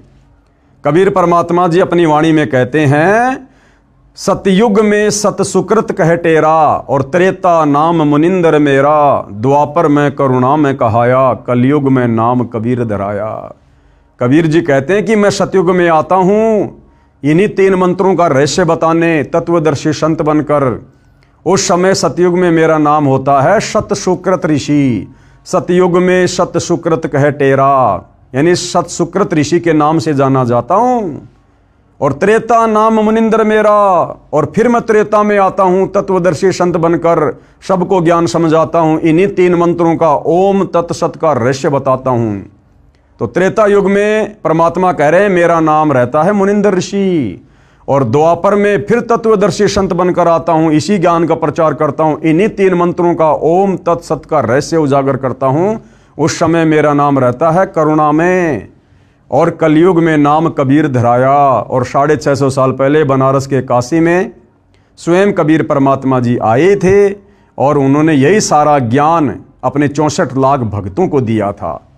तो भाइयों और बहनों, इन्हीं मंत्रों से हमारी मुक्ति होगी, और इन्हीं मंत्रों से हमें सतलोक प्राप्त होगा। और ये मंत्र किस विधि से जाप होंगे, इन मंत्रों के अंदर कंप्लीट मंत्र और क्या क्या हैं, ये तो खाली सांकेतिक हैं, कोड वर्ड में है, वो सारी जानकारी केवल तत्वदर्शी संत ही बताएगा, केवल सतगुरु रामपाल जी ही बता सकते हैं। इसका 3 विधि से स्मरण कहा है, यानी सुमरण जाप कहा है। सृष्टि के आदि में, यानी सतयुग के आदि यानी शुरू में विद्वान पुरुष जो ज्ञान मैं अब गीता रूप में बता रहा हूं, इसी आधार से अपनी धार्मिक क्रिया किया करते थे। उसी परमेश्वर ने वेद व यज्ञ तथा ब्राह्मणों की उत्पत्ति की, यानी यज्ञों धार्मिक अनुष्ठानों का यथार्थ ज्ञान यानी तत्व ज्ञान उस ब्रह्म ने, यानी सच्चिदानंद घन ब्रह्म ने बताया। यानी भक्ति में हर प्रकार से धर्म कर्म की जानकारी, यज्ञों की जानकारी, वह परम अक्षर ब्रह्म स्वयं ही हर युग में तत्वदर्शी संत की भूमिका निभाते हुए हम जीवों को बताते हैं। और जो इस आधार से भक्ति करता है, वही आत्मा यहां पर भक्ति के सर्व लाभ प्राप्त करता है, जिसका विशेष प्रमाण गीता अध्याय 4 श्लोक 32 में है। एवं बहुविधा यज्ञा वितता ब्रह्मणे मुखे, कर्म जान विदितान सर्वान एवं ज्ञात्वा विमोक्षे। अर्थात ब्रह्मणे यानी सच्चिदानंद घन ब्रह्म, यानी कबीर परमात्मा। सच्चिदानंद घन ब्रह्म का मतलब है कबीर जी, परम अक्षर ब्रह्म, उत्तम पुरुष। अर्थात सच्चिदानंद घन ब्रह्म यानी परम अक्षर ब्रह्म ने मुखे यानी अपने मुख कमल से जो वाणी बोली, उस वाणी में बहुत प्रकार के यज्ञ यानी धार्मिक अनुष्ठानों की जानकारी दी है। जो साधना बताई है वह कर्म करते करते की जा सकती है, यानी कार्य करते करते ये भक्ति की जा सकती है। इस भक्ति को करने के लिए जंगल में जाने की, गुफाओं में बैठने की, अन्य कोई हट करने की, तपस्या करने की, व्रत करने की, पैदल जाने की कोई आवश्यकता नहीं है। जो सत भक्ति परम अक्षर ब्रह्म तत्वदर्शी संत का रूप धारण करके हमें इस पृथ्वी पर बताते हैं, ये बहुत ही सरल और सहज भक्ति है। नाम उठत नाम बैठत नाम सोवत जाग बे, नाम खाते नाम पीते नाम शेती लाग बे। अपना कार्य करते करते हम ये भक्ति कर सकते हैं। माता बहनें झाड़ू निकालते निकालते, खाना बनाते बनाते उन मंत्रों का जाप कर सकती हैं। किसान खेत में हल चलाते चलाते, मजदूर अपनी मजदूरी करते करते इन मंत्रों का जाप कर सकता है। ड्राइवर गाड़ी चलाते चलाते इन मंत्रों का मन ही मन में जाप कर सकता है। ये इतनी आसान और इतनी सरल भक्ति है। ना इसमें विशेष कोई पहनावे की जरूरत है, ना विशेष कोई खान पान की जरूरत है, ना विशेष कोई आसन लगाने की जरूरत है। बहुत ही सहज भक्ति है। वह सूक्ष्म वेद यानी तत्व ज्ञान है, उसको जानकर तू कर्म बंधन से सर्वदा मुक्त हो जाएगा, यानी पूर्ण मोक्ष प्राप्त करेगा। यानी इस 21 ब्रह्मांड के स्वामी काल ब्रह्म ने हमारे ऊपर जो दुनिया भर के ये कर्म बंधन लगा रखे हैं, हमें इन कर्मों के बंधनों में जकड़ रखा है। इस भक्ति के करने से ही हम इस काल के द्वारा लगाए गए कर्म बंधनों से सर्वदा मुक्त हो सकते हैं। अन्य जितनी भी साधनाएं संसार में प्रचलित हैं, उन साधनाओं से हम उल्टा कर्म बंधनों में जकड़े जाएंगे। सावधान, पूज्य गुरुदेव भगवान हमें सावधान कर रहे हैं कि भाई सावधान रहना। गीता अध्याय 4 श्लोक 32 में ब्रह्मण्य शब्द है, इसका अर्थ मेरे अतिरिक्त यानी सतगुरु रामपाल जी के अतिरिक्त सभी गीता जी के अनुवादकों ने गलत किया है। ब्रह्मण्य का अर्थ वेद किया है, यानी गीता का अनुवाद करने वाले सभी अनुवादकों ने इस ब्रह्मण्य शब्द का अर्थ किया है वेद, जबकि ब्रह्मण्य शब्द का अर्थ होता है सच्चिदानंद घन ब्रह्म। जबकि इन्हीं अनुवादकों ने गीता अध्याय 17 श्लोक 23 में ब्रह्मण्य शब्द का अर्थ सच्चिदानंद घन ब्रह्म यानी परम अक्षर ब्रह्म किया है, जो सही है। यानी 17 के 23 में तो इन्होंने सही अर्थ कर दिया और बाकी जगह इन अनुवादकों ने ब्रह्मण्य शब्द का गलत अर्थ कर दिया, जिससे श्लोक का अर्थ अनर्थ हो गया। इससे सिद्ध हुआ कि सूक्ष्म वेद यानी संपूर्ण अध्यात्म ज्ञान, जिसे तत्व ज्ञान कहा जाता है, वह परम अक्षर ब्रह्म ने कहा है और वर्तमान में वह तत्व ज्ञान सतगुरु रामपाल जी कह रहे हैं। ध्यान रहे, गीता ज्ञान देने वाले को उस तत्व ज्ञान की जानकारी नहीं है। अब बताओ, जब गीता का ज्ञान देने वाले इस ब्रह्म को भी तत्व ज्ञान की जानकारी नहीं है, बाकी 21 ब्रह्मांड में भाई फिर दुर्गा इस काल के नीचे है, उसको कहां से तत्व ज्ञान होगा? दुर्गा से उत्पन्न तीनों उसके पुत्र ब्रह्मा विष्णु महेश, उनको कहां से तत्व ज्ञान होगा? ब्रह्मा जी से 4 वेद लेकर मनु ने आगे समाज में उतार दिए, बताओ फिर मनु को कहां से तत्व ज्ञान हो जाएगा? फिर ये वर्तमान के आचार्य शंकराचार्य संत महंत कथावाचक जिन्होंने धर्म को धंधे में तब्दील कर दिया, भला फिर इनको कहां से तत्व ज्ञान हो जाएगा? तो भाइयों और बहनों, विचारणीय विषय है। जो तत्व ज्ञान 21 ब्रह्मांड के नकली भगवान इस काल ब्रह्म को जो गीता का ज्ञान दे रहा है, इसको भी नहीं है, तो फिर सतगुरु रामपाल जी कौन है जो तत्व ज्ञान दे रहे हैं इसी के 21 ब्रह्मांड में आकर? ये स्वयं परम अक्षर ब्रह्म है, सत्य पुरुष है, सच्चिदानंद घन ब्रह्म है, कबीर देव है, जो तत्वदर्शी संत की भूमिका में आज हमारे समक्ष प्रकट हैं। भाई मौका है, फायदा उठाया जाए तो उठा लेना। ध्यान रहे, गीता ज्ञान देने वाले को उस तत्व ज्ञान की जानकारी नहीं है, इसीलिए तो गीता अध्याय 4 श्लोक 34 में किसी तत्वदर्शी संत से जानने को कहा है। अगर गीता के ज्ञान देने वाले ब्रह्म को तत्व ज्ञान होता तो गीता अध्याय 4 श्लोक नंबर 34 में अर्जुन को यह नहीं कहता कि अर्जुन उस तत्व ज्ञान की जानकारी के लिए तो किसी तत्वदर्शी संत की खोज कर ले। अगर इसको खुद को तत्व ज्ञान होता, एक श्लोक और बोल देता। कौन सा स्याही कम पड़ रही थी, कौन सा जो है कागज की कमी पड़ रही थी, लेकिन इसके पास भी वो कंप्लीट तत्व ज्ञान नहीं है। इसीलिए तो तत्वदर्शी संत की शरण में जाने के लिए अर्जुन को कह रहा है। इसीलिए तो गीता अध्याय 4 श्लोक 34 में किसी तत्वदर्शी संत से जानने को कहा है। सूक्ष्म वेद मुझ दास यानी रामपाल दास के पास है। ये तत्व ज्ञान, ये 5वें वेद का ज्ञान केवल वर्तमान में पृथ्वी पर एकमात्र तत्वदर्शी संत सतगुरु रामपाल जी के पास है, जिसमें लिखा है कि परम अक्षर ब्रह्म यानी सत्य पुरुष ने यह तत्व ज्ञान सूक्ष्म वेद यानी गीता ज्ञान दाता क्षर पुरुष यानी क्षर ब्रह्म, जिसे काल ब्रह्म भी कहा जाता है, के अंतःकरण यानी आत्मा में भेजा था, ईमेल किया था। भाइयों और बहनों, आध्यात्मिक साइंस सबसे सुप्रीम साइंस है। हमारी यहाँ की साइंस तो 3rd ग्रेड की है।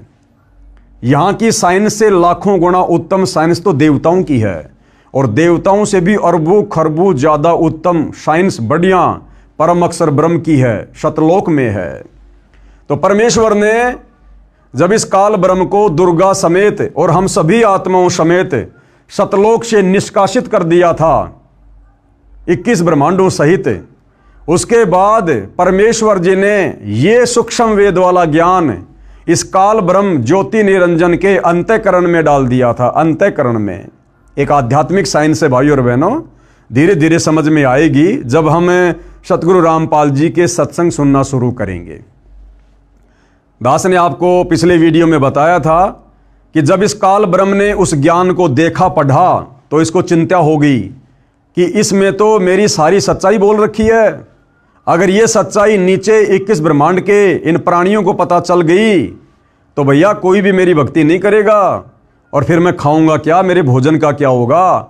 क्योंकि इसको श्राप लगा हुआ है परम अक्षर ब्रह्म की तरफ से, जो गलती इसने सतलोक में की थी कि तू प्रतिदिन 1 लाख मानव शरीरधारी स्त्री पुरुषों के सूक्ष्म शरीर की वासना खाएगा, उनका मैल खाएगा, वो गंदगी खाएगा। इसलिए अपने भोजन के लिए, अपनी भूख शांत करने के लिए इसकी मजबूरी बन गई भाइयों और बहनों हमें मनुष्य जन्म देना। और ये किसी के सामने प्रकट नहीं होता, इसका विकराल चेहरा है, काल इसका नाम है, इसकी भुंडी शकल बताई गुरुदेव भगवान ने। इसलिए ये अपने तीनों पुत्रों ब्रह्मा विष्णु महेश को भी दर्शन नहीं देता, उनसे भी छुपकर 21वें ब्रह्मांड में ब्रह्मलोक में रहता है, और अपने तीनों पुत्रों ब्रह्मा विष्णु महेश को मूर्ख बना रखा है। इन्हीं के माध्यम से अपने भोजन की व्यवस्था करवा रहा है।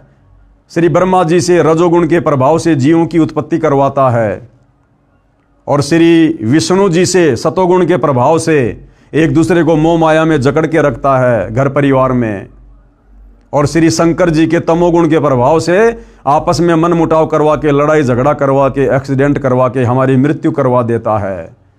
और अपने भोजन की इस प्रकार से इसने व्यवस्था कर रखी है। तो जब उस परम अक्षर ब्रह्म ने, सत्य पुरुष ने, कबीर देव ने जब इसको सतलोक से बाहर निकाला था, उसके बाद इसके अंतःकरण में ये सारा का सारा ज्ञान फीड कर दिया। जब इसने वो ज्ञान देखा तो इसको चिंता बन गई कि भैया ये तो बात बिगड़ेगी, तेरे बारे में तो सारी सच्चाई लिखी हुई है, तो तेरी भूख कैसे मिटेगी। तो इसने क्या किया भाइयों और बहनों, जल्दबाजी में इसने वो मुख्य ज्ञान जो मुक्ति का था, मोक्ष का था, वो ज्ञान इसने जल्दबाजी में नष्ट कर दिया, और बाकी ज्ञान वेद रूप में अपने बड़े पुत्र ब्रह्मा जी को समुद्र मंथन के दौरान दे दिया। ब्रह्मा जी ने वो ज्ञान आगे अपने वंशजों को दे दिया, मनु को दे दिया, मनु ने फिर आगे आम समाज में उतार दिया, और फिर आज से लगभग 5500 वर्ष पहले द्वापर में वेद व्यास जी को दिव्य दृष्टि देकर उस ज्ञान को जो का त्यों वेदों के रूप में लिपिबद्ध करवा दिया, जो वेद आज आम समाज में है। तो गुरुदेव भगवान क्या कह रहे हैं कि वो सूक्ष्म वेद वाला ज्ञान, जो ज्ञान इन चारों वेदों में नहीं है, जिस ज्ञान को इस काल ब्रह्म ने नष्ट कर दिया था, वो सूक्ष्म ज्ञान देने के लिए वो परम अक्षर ब्रह्म, वो कबीर परमात्मा फिर सतलोक से चलकर स्वयं धरती पर तत्वदर्शी संत के रूप में प्रकट होता है। इसलिए कहा है कि 21 ब्रह्मांड में किसी के पास वो मुक्ति का ज्ञान नहीं है, मुक्ति का मार्ग नहीं है, तत्व ज्ञान नहीं है। अब सतगुरु रामपाल जी क्या कह रहे हैं कि सूक्ष्म वेद मुझदास रामपाल दास के पास है। तो भाई और बहनों आप विचार कर लेना सतगुरु रामपाल जी कौन है जिनके पास सूक्ष्म वेद है, सूक्ष्म ज्ञान है।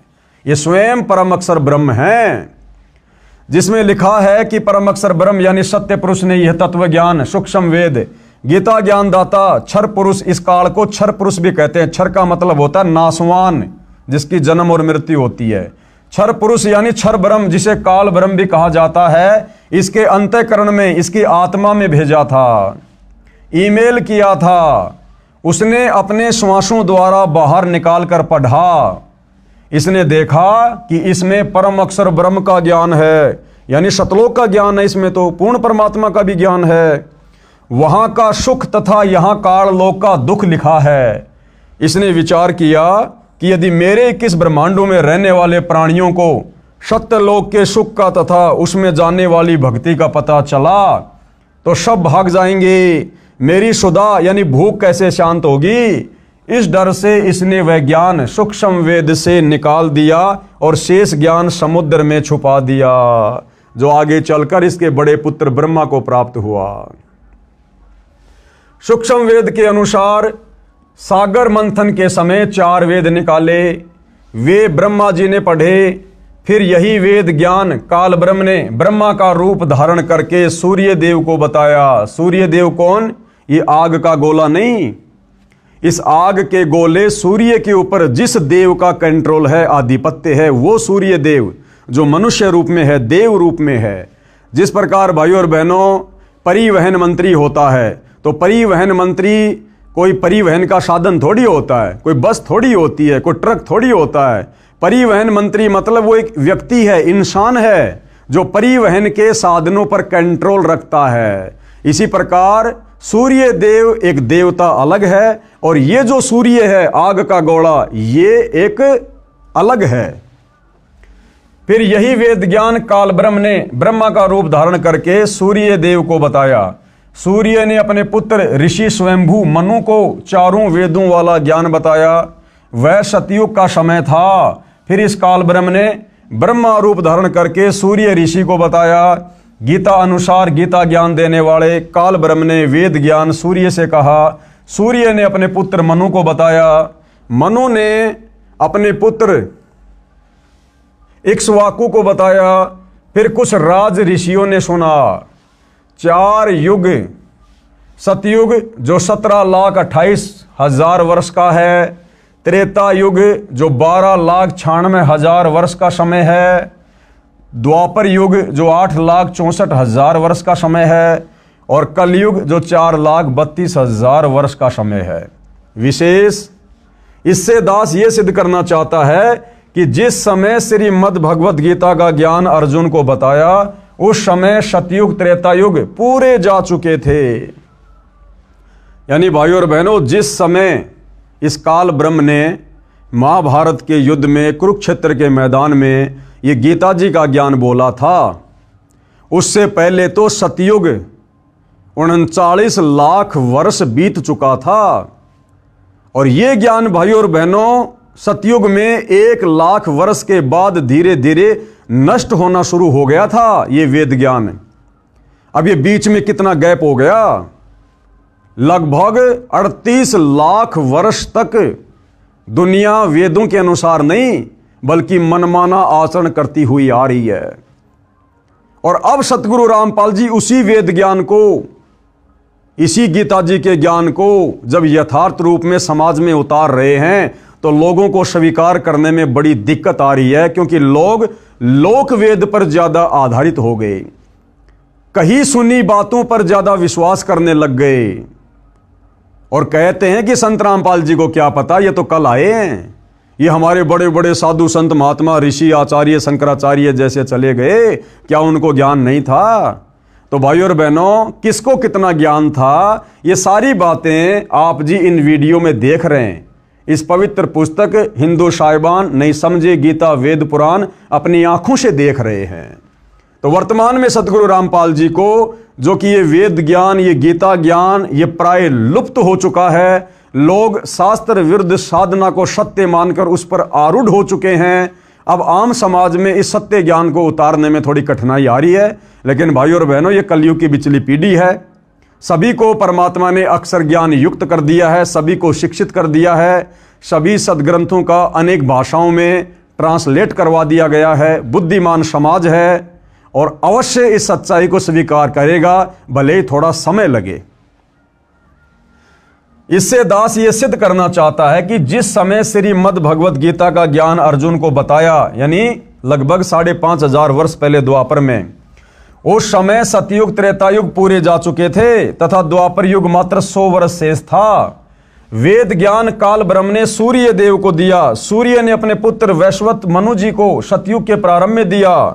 उस समय पुराणों की रचना नहीं हुई थी, केवल वेदों के ज्ञान के आधार से ऋषिजन साधना करते थे, जिसका प्रमाण गीता अध्याय 17 श्लोक 23 में भी है। कहा है कि सच्चिदानंद घन ब्रह्म के सुमरण का ओम तत्सत 3 मंत्र का जाप है, जो 3 प्रकार से किया जाता है। सृष्टि की आदि में यानी सतयुग की शुरुआत में ब्राह्मण यानी विद्वान भगतजन इसी ज्ञान के अनुसार यज्ञ आदि अनुष्ठान किया करते थे।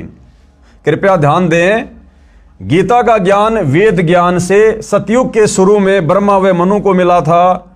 उससे 38,87,900 वर्ष पश्चात कहा गया है।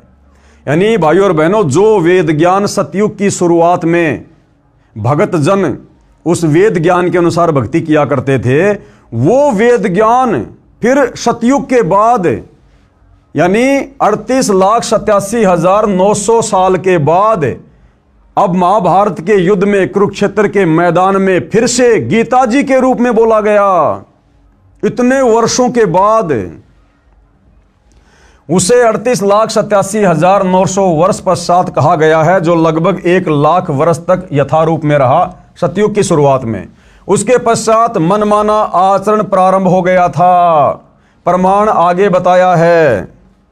यह भी याद रखें कि गीता अध्याय 4 श्लोक 1 और 2 में गीता ज्ञानदाता ने यानी काल ब्रह्म ने कहा है कि हे अर्जुन, ये अविनाशी योग यानी यह है अविनाशी भक्ति जो जीव को भी अविनाशी बना दे, शाश्वत स्थान सतलोक में बैठा दे। यह अविनाशी योग यानी यथार्थ भक्ति की जानकारी वाला ज्ञान अर्थात वेद ज्ञान मैंने सूर्य से कहा था सतयुग में। सूर्य ने अपने पुत्र मनु से कहा सतयुग में। मनु ने अपने पुत्र इक्ष्वाकु राजा से कहा सतयुग में। उसके बाद ये ज्ञान राज ऋषियों ने परंपरा से जाना, यानी फिर इसमें मिलावट होती चली गई, किंतु बाद में वह योग यानी भक्ति का ज्ञान नष्ट यानी नष्ट हो गया था। यानी ये तत्व ज्ञान, ये वास्तविक वेद वाला ज्ञान है। सतयुग में केवल शुरुआत में 1,00,000 वर्ष तक ठीक ठाक चला। उसके बाद इस ज्ञान में मिलावट होनी शुरू हो गई, इस भक्ति में मिलावट होनी शुरू हो गई। और उस वेद ज्ञान को जो सतयुग में शुरुआत में 1,00,000 वर्ष तक सही चला था, फिर उस ज्ञान को दोबारा से गीता ज्ञान के रूप में द्वापर युग के लास्ट में बोला गया काल ब्रह्म के द्वारा। यानी 38,87,900 साल बाद वही वास्तविक वेद ज्ञान दोबारा महाभारत के युद्ध में कुरुक्षेत्र के मैदान में बोला गया। इस बीच भाई और बहनों 38,00,000 वर्ष तक ये दुनिया शास्त्र विरुद्ध साधना करती आ रही है, वेद ज्ञान के विरुद्ध साधना करती हुई आ रही है। और अब इस ज्ञान को, इस गीता वाले ज्ञान को भी काल प्रेरणा से नकली संतों ने, महर्षियों ने, शंकराचार्यों ने उलझ पुलझ कर दिया है। और अब सतगुरु रामपाल जी उस यथार्थ ज्ञान को, वेदों वाले ज्ञान को, वेदों से ऊपर सूक्ष्म वेद वाले ज्ञान को जब आम समाज में उतारना चाह रहे हैं, तो आत्माएं इतना जल्दी स्वीकार करने को तैयार नहीं हो रही हैं। क्योंकि हमारे साधु संत महात्माओं ने, हमारे धर्मगुरुओं ने हमारे हृदय में लाखों वर्षों से झूठ बोल बोल कर, शास्त्र विरुद्ध ज्ञान दे देकर अज्ञान ठोक दिया। अज्ञान, अब इस अज्ञान को निकालने में भाई और बहनों परमात्मा को थोड़ा समय लग रहा है, लेकिन ये उनके द्वारा निर्धारित किया गया भक्ति का ठीक समय है। कलयुग की बिचली पीढ़ी है। परमेश्वर ने सारे साधन हमें दे दिए और अब ये ज्ञान आत्माएं समझेंगी, पूरा विश्व समझेगा। आने वाले समय में पूरा विश्व सतगुरु रामपाल जी की ही शत भक्ति करेगा, इन्हीं की शरण को अपनाएगा। अन्यथा लोग बहुत ज्यादा दुखी हो जाएंगे, परेशान हो जाएंगे और अंत में दुखी होकर सतगुरु रामपाल जी की शरण में आने के अलावा दूसरा कोई ऑप्शन पृथ्वी पर किसी के पास नहीं रहेगा। लेकिन जो ज्ञान को आधार बनाकर समय रहते ज्ञान को स्वीकार कर लेंगे तो अच्छा है। अन्यथा भाई और बहनों आप युग परिवर्तन के दौर में जी रहे हैं। 2028 फिक्स है, तबाही मचेगी। कहीं प्राकृतिक आपदाएं, कभी सूखा पड़ेगा, अति वर्षा होगी, अतिवृष्टि होगी, अनावृष्टि होगी, कहीं भूकंप आएगा, कहीं बीमारियां आएंगी, कहीं युद्ध होगा, कहीं गृह युद्ध होगा।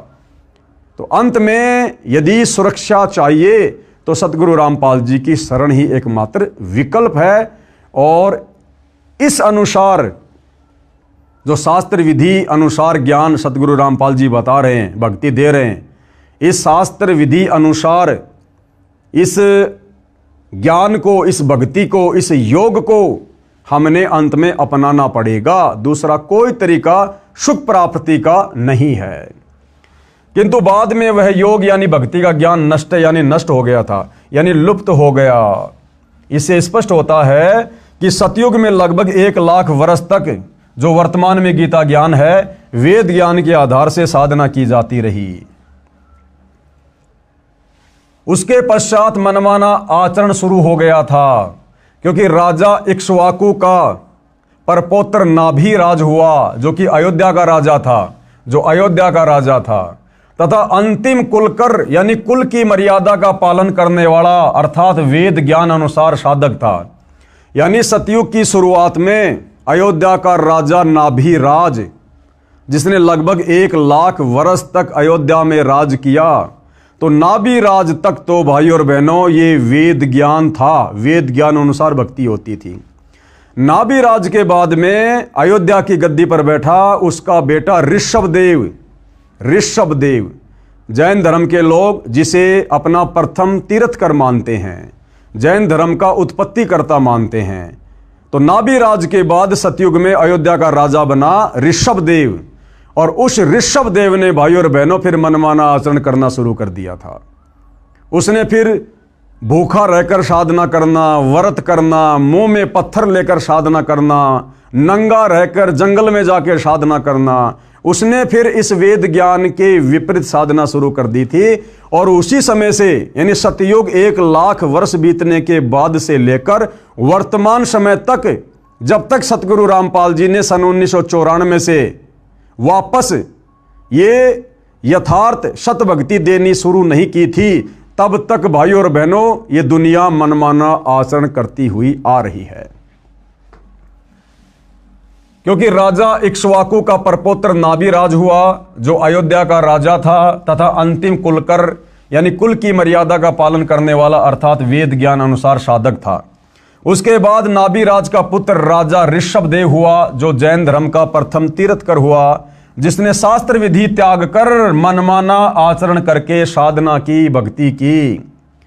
प्रश्न 6, अब किसी ने सवाल किया है पुराण कैसे बने, कि इन पुराणों की रचना कैसे हुई है।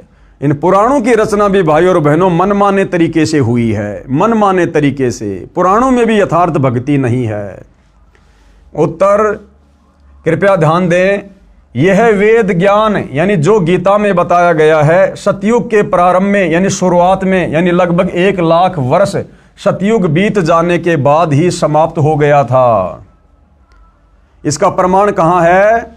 इसका प्रमाण है जैन संस्कृति कोश, यानी जैन समाजियों की एक पुस्तक है जैन संस्कृति कोश नामक पुस्तक, जिसके लेखक हैं प्रोफेसर भागचंद जैन भास्कर, सन्मति प्राच्य शोध संस्थान नागपुर कला एवं धर्म शोध संस्थान वाराणसी।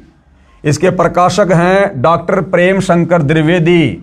डॉक्टर भागचंद्र जैन भास्कर के पेज नंबर 176 पर लिखा है कि इक्ष्वाकु के वंश में राजा नाभिराज हुए, उनके पुत्र ऋषभदेव जी हुए जो अयोध्या के राजा थे।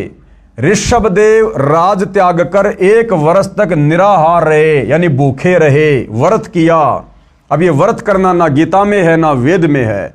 तो ये राजा ऋषभदेव से पाखंड इस भक्ति में शुरू हो चुका था, मनमानी भक्ति इन्होंने करनी शुरू कर दी थी।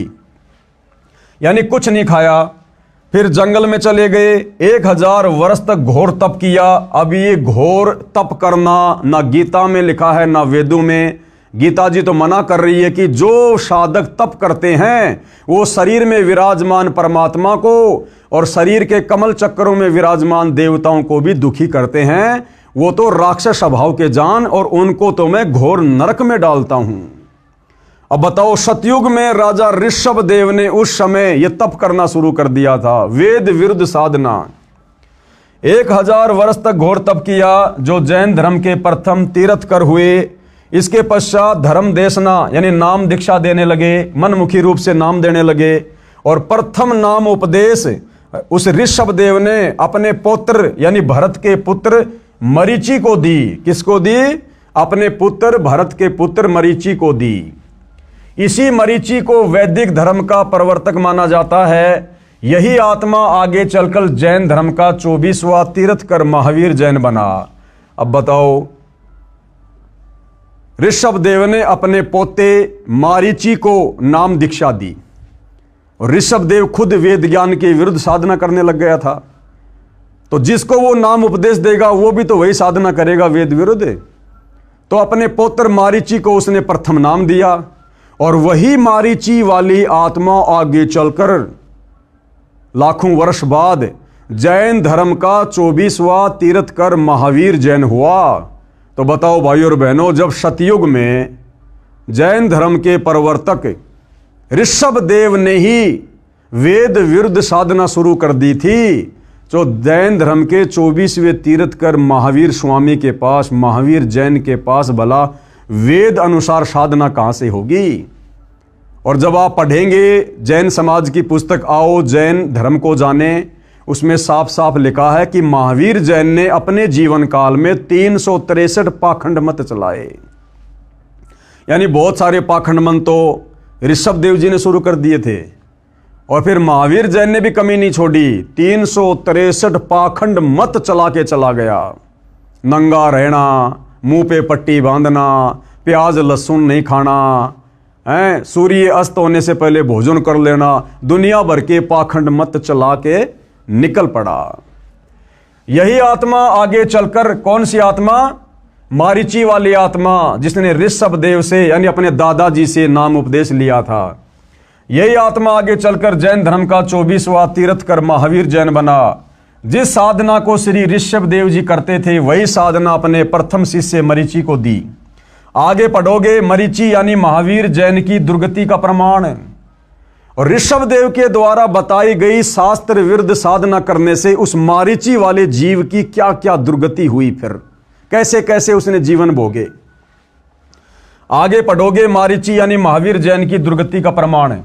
इसे स्पष्ट है कि मनु के पुत्र इक्ष्वाकु, इक्ष्वाकु के परपोत्र नाभिराज, नाभिराज के पुत्र ऋषभदेव, ऋषभदेव जी ने सब साधना वेद विरुद्ध की, यानी वेद ज्ञान की कमी स्पष्ट है। गीता चारों वेदों का सार है। गीता अध्याय 17 श्लोक 1 और 6 में घोर तप को मनमाना शास्त्र विरुद्ध साधना कहा है। ऐसे व्यक्तियों को जो मन कल्पित घोर तप को तपते हैं, असुर यानी राक्षस स्वभाव के जान, उनको घोर नरक में डाला जाता है। फिर और नीची योनियों में, भूत पितर की, पशु पक्षियों की योनि में जाता है। कौन? जो व्यक्ति मनमाना आचरण करता है। और वर्तमान में पूरा का पूरा हिंदू समाज संत रामपाल जी के भक्तों को छोड़कर मनमाना आचरण कर रहा है। सब के सब नरक में जाने वाली साधना कर रहे हैं।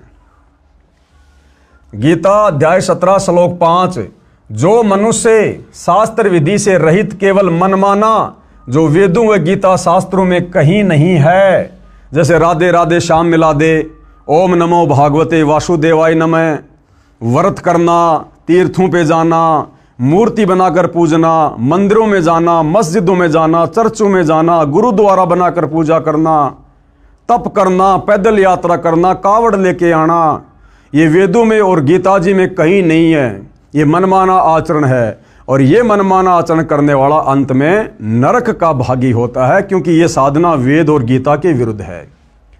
गीता अध्याय 17 श्लोक 5, जो मनुष्य शास्त्र विधि से रहित केवल मनमाना, जो वेदों व गीता शास्त्रों में नहीं कहा है, उस घोर तप को तपते हैं, तथा दंभ और अहंकार से युक्त कामना, आसक्ति, बल के अभिमान से भी युक्त हैं, यानी अहंकार भी है, मान बढ़ाई भी है, दिखावा भी है। गीता अध्याय 17 श्लोक 6, शरीर रूप से स्थित भूत समुदाय को, शरीर में असंख्यों सूक्ष्म जीव हैं, उन प्राणियों को और अंतःकरण में स्थित मुझको दुखी करने वाले यानी अधिक कष्ट देने वाले हैं, उन अज्ञानियों को तू आसुर यानी राक्षस स्वभाव वाले जान।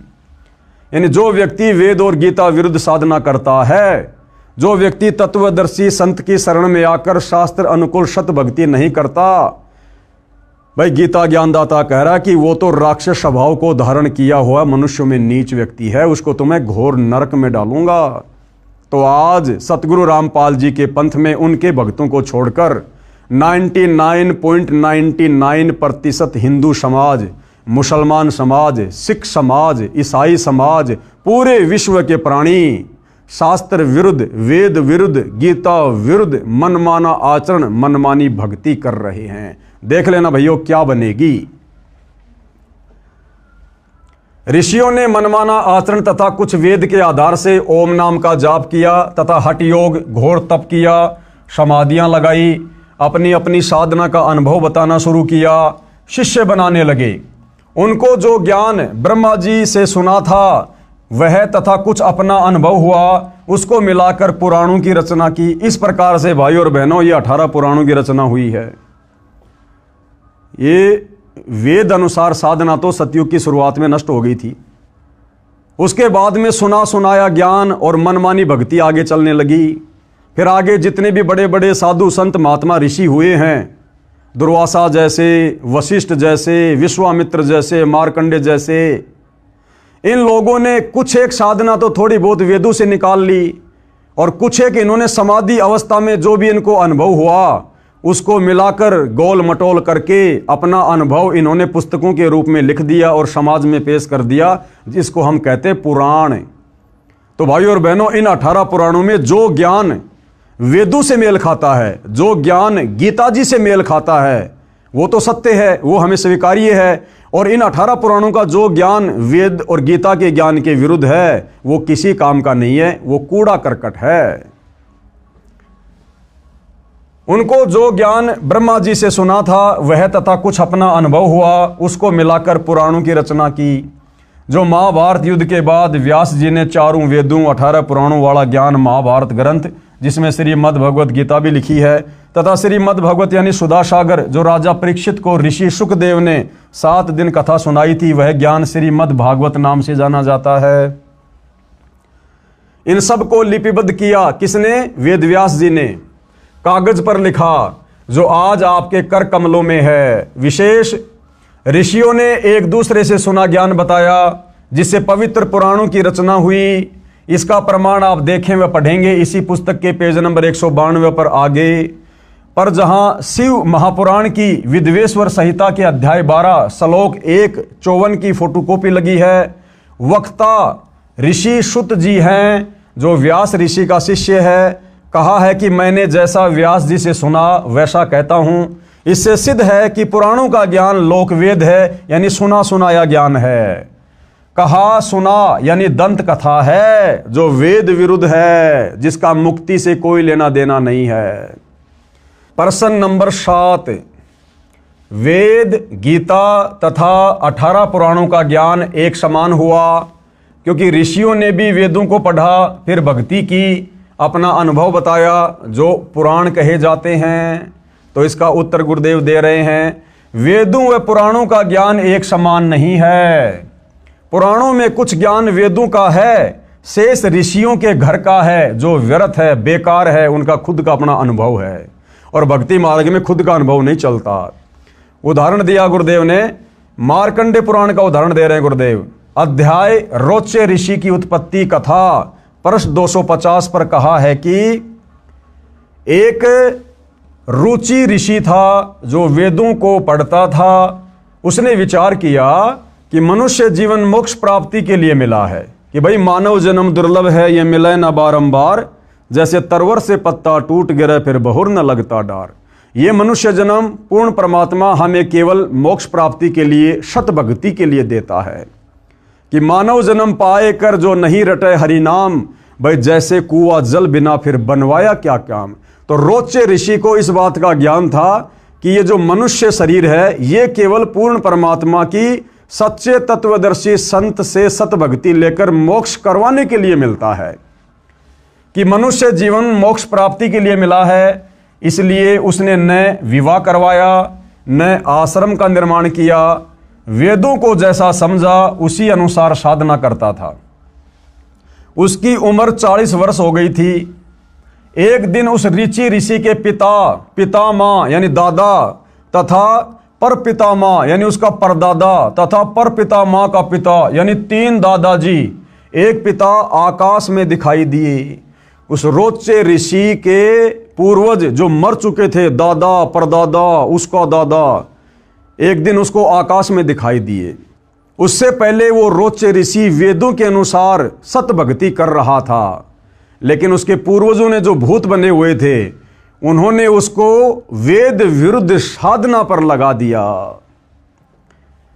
तथा परपितामह का पिता यानी 3 दादाजी, एक पिता आकाश में दिखाई दिए। बोले, बेटा रुचि, तूने विवाह क्यों नहीं करवाया? हमारे श्राद्ध कर्म पिंडदान क्यों नहीं कराया? बेटा हम पितर बने हैं, हमारे कर्मकांड करो। क्योंकि रोचे ऋषि के दादा ने परदादा ने वेद विरुद्ध साधना की, मनमाना आचरण किया, और फिर वो भूत बन गए, प्रेत बन गए। पितर बन गए, कष्ट भोग रहे थे। तो वो सारे के सारे रोचे ऋषि को दिखाई दिए और उसको क्या कहा कि बेटा रुचि, तूने विवाह क्यों नहीं करवाया, हमारे श्राद्ध कर्मकांड पिंडदान क्यों नहीं कराए, जबकि वेदों में और गीता में ये पाखंड करने के लिए कोई आदेश नहीं है। बेटा हम पितर बने हैं, भाई सत भक्ति करते पितर क्यों बने, हमारे कर्मकांड करो। रुचि ऋषि बोला, हे पिता, हे पितामहे, वेद में कर्मकांड को अविद्या कहा है, यानी मूर्खों का कर्म बताया है वेदों में। श्राद्ध निकालना, पितर पूजना, यानी मूर्खों का कर्म बताया है, ये नहीं करना चाहिए। पितर बोले, बेटा ये सत्य है। वो पितर क्या कह रहे हैं कि बेटा रुचि, बिल्कुल वेदों में ऐसा ही लिखा है कि श्राद्ध नहीं निकालने चाहिए, ये पितर पूजा नहीं करनी चाहिए, कोई भी कर्म कांड नहीं करना चाहिए। पितर बोले, बेटा ये सत्य है कि वेदों में कर्मकांड यानी भूत पूजा, पितर पूजा, देव पूजा को अविद्या यानी मूर्खों की साधना कहा है।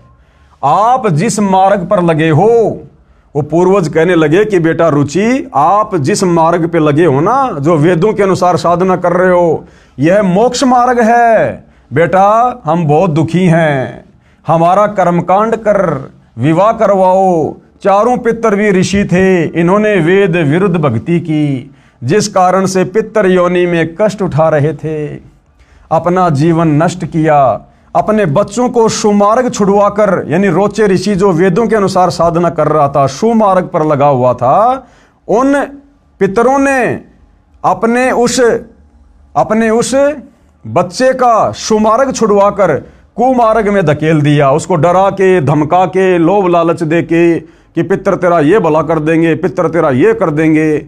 और गुरुदेव कहते हैं वो पितर खुद तो भूखे मर रहे हैं, बता रुचि ऋषि का भला क्या भला कर देंगे। लेकिन उस वेद अनुसार साधना पर लगे हुए रुचि ऋषि को भी उन पितरों ने भ्रमित कर दिया और वेद विरुद्ध साधना पर लगा दिया, कर्म कांड में लगा दिया। रुचि ऋषि ने विवाह करवाया, एक पुत्र हुआ, उसका रोचे नाम रखा। अब इस कथा का क्या सार है, गुरुदेव हमें वो समझाना चाहते हैं। इस कथा का सार क्या है? रुचि ऋषि ने कहा कि कर्मकांड यानी पितर पूजा, भूत पूजा, देव पूजा को वेदों में गलत बताया है। पितर भी ऋषि थे, वेद याद कर रखे थे, पढ़ते भी थे, वे तुरंत मान गए कि वेद में ऐसा ही लिखा है। यह जो वेद ज्ञान है ये वेदों से लिया सत्य है, परंतु कर्मकांड ऋषियों के घर का है। ये ऋषि क्या करते थे, ज्ञान तो वेदों का बताते थे, लेकिन ये कर्मकांड अपनी तरफ से करवाते और करते थे। ये वेदों से लिया सत्य है, परंतु कर्मकांड ऋषियों के घर का है, नरक का मार्ग है, ये हमने नहीं करना है। गीता अध्याय 9 श्लोक 25 में वेद ज्ञान इस प्रकार है। अब भाइयों और बहनों, गीता अध्याय 9 श्लोक नंबर 25 में ये पितर पूजने के विषय में, भूत पूजने के विषय में, श्राद्ध निकालने के विषय में क्या दिशा निर्देश हैं। देवताओं को पूजने वाले देवताओं को प्राप्त होंगे, यानी जो लोग देवी देवताओं की पूजा करते हैं, जिन देवी देवताओं की पूजा करने के लिए गीता जी मना कर रही है, गीता अध्याय 7 श्लोक नंबर 12 से 15 में वेद मना कर रहे हैं, तो जो व्यक्ति देवी देवताओं की पूजा करेगा, मरने के बाद वो देवी देवताओं के लोक में चला जाएगा और उनका नौकर बनेगा, थोड़े बहुत समय रहेगा, फिर नरक में ठोक दिया जाएगा। और पितरों को पूजने वाले यानी श्राद्ध निकालने वाले, पिंडदान आदि करने वाले, ये पितरों को प्राप्त होंगे, यानी जहां उनके पूर्वज बैठे हुए हैं वो भी वहीं जाकर पितर बन जाएंगे, अपना जीवन बर्बाद करेंगे, यानी पितर बनते हैं। और भूतों को पूजने वाले यानी 13वीं महीना वाली क्रिया, अस्थि उठाकर गंगा में प्रवाह करना, श्राद्ध आदि करना, भूतों को प्राप्त होते हैं, यानी वो प्रेत बनते हैं। मेरा पूजन करने वाले मुझे प्राप्त होंगे। कौन कह रहा है? काल ब्रह्म कह रहा है कि मेरा पूजन करने वाले मेरे को प्राप्त होंगे। तो काल ब्रह्म की पूजा करने वाला कहाँ जाएगा? उसके ब्रह्मलोक में जाएगा। ब्रह्मलोक में जाने के बाद फिर वो जन्म मरण में आएगा। तो 21 ब्रह्मांड में भाइयों और बहनों काल तक की पूजा से मोक्ष नहीं है। ये सारी बातें कहाँ लिखी है? गीता अध्याय 9 श्लोक नंबर 25 का सारांश है ये। जैन संस्कृति कोश पुस्तक के पेज नंबर 176 पर लिखा है कि राजा नाभि राज अंतिम कुल कर थे, यानी सतयुग में राजा नाभिराज अंतिम राजा थे जो वेदों के अनुसार साधना किया करते थे। कुलकर का अर्थ है जो अपने कुल की मर्यादा के अनुसार धर्म करता था। उसके बाद तो खाली झूठी फीत लगाई थी रामचंद्र जी के नाम के आगे, पुरुषोत्तम पुरुषोत्तम। ये मर्यादा ये तो सतयुग में 1 लाख वर्ष के बाद राजा नाभिराज के बाद समाप्त हो चुकी थी। अयोध्या के राजा नाभिराज थे। नाभिराज इक्ष्वाकु वंशी था, वेदों अनुसार साधना करता था, वह अंतिम था। उसके पश्चात उसके पुत्र ऋषभ देव जी ने वेद के विरुद्ध मनमाना आचरण प्रारंभ किया। 1 वर्ष तक निराहार रहा यानी भूखा रहा तथा 1000 वर्ष तक घोर तप किया। इससे सिद्ध हुआ कि ऋषिजन नाभिराज के पश्चात उसी इक्ष्वाकु कुल में ऋषभ देव हुए जो नाभिराज के पुत्र थे। वे उसी समय से ही शास्त्र विधि त्याग कर मनमाना आचरण करने लगे थे, यानी वेदों के विरुद्ध साधना करने लगे थे। इस पुस्तक के लेखक प्रोफेसर भागचंद्र जैन भास्कर जी हैं तथा प्रकाशक है डॉक्टर प्रेम शंकर द्विवेदी व डॉक्टर भागचंद्र भास्कर हैं। इस पुस्तक के पेज नंबर 175 से कुछ अंश इस प्रकार है। इस तरह ऋषभ देव जी के विषय में निष्कर्ष रूप कह सकते हैं, ऋषभ देव के पुत्र मरीचि यानी भरत के पुत्र को पुराण में वैदिक धर्म का प्रवर्तक माना गया है। यही मरीचि जैन परंपरा में आगे चलकर महावीर यानी वर्धमान बना। पेज नंबर 175 से 177 से कुछ अंश जो इस प्रकार हैं।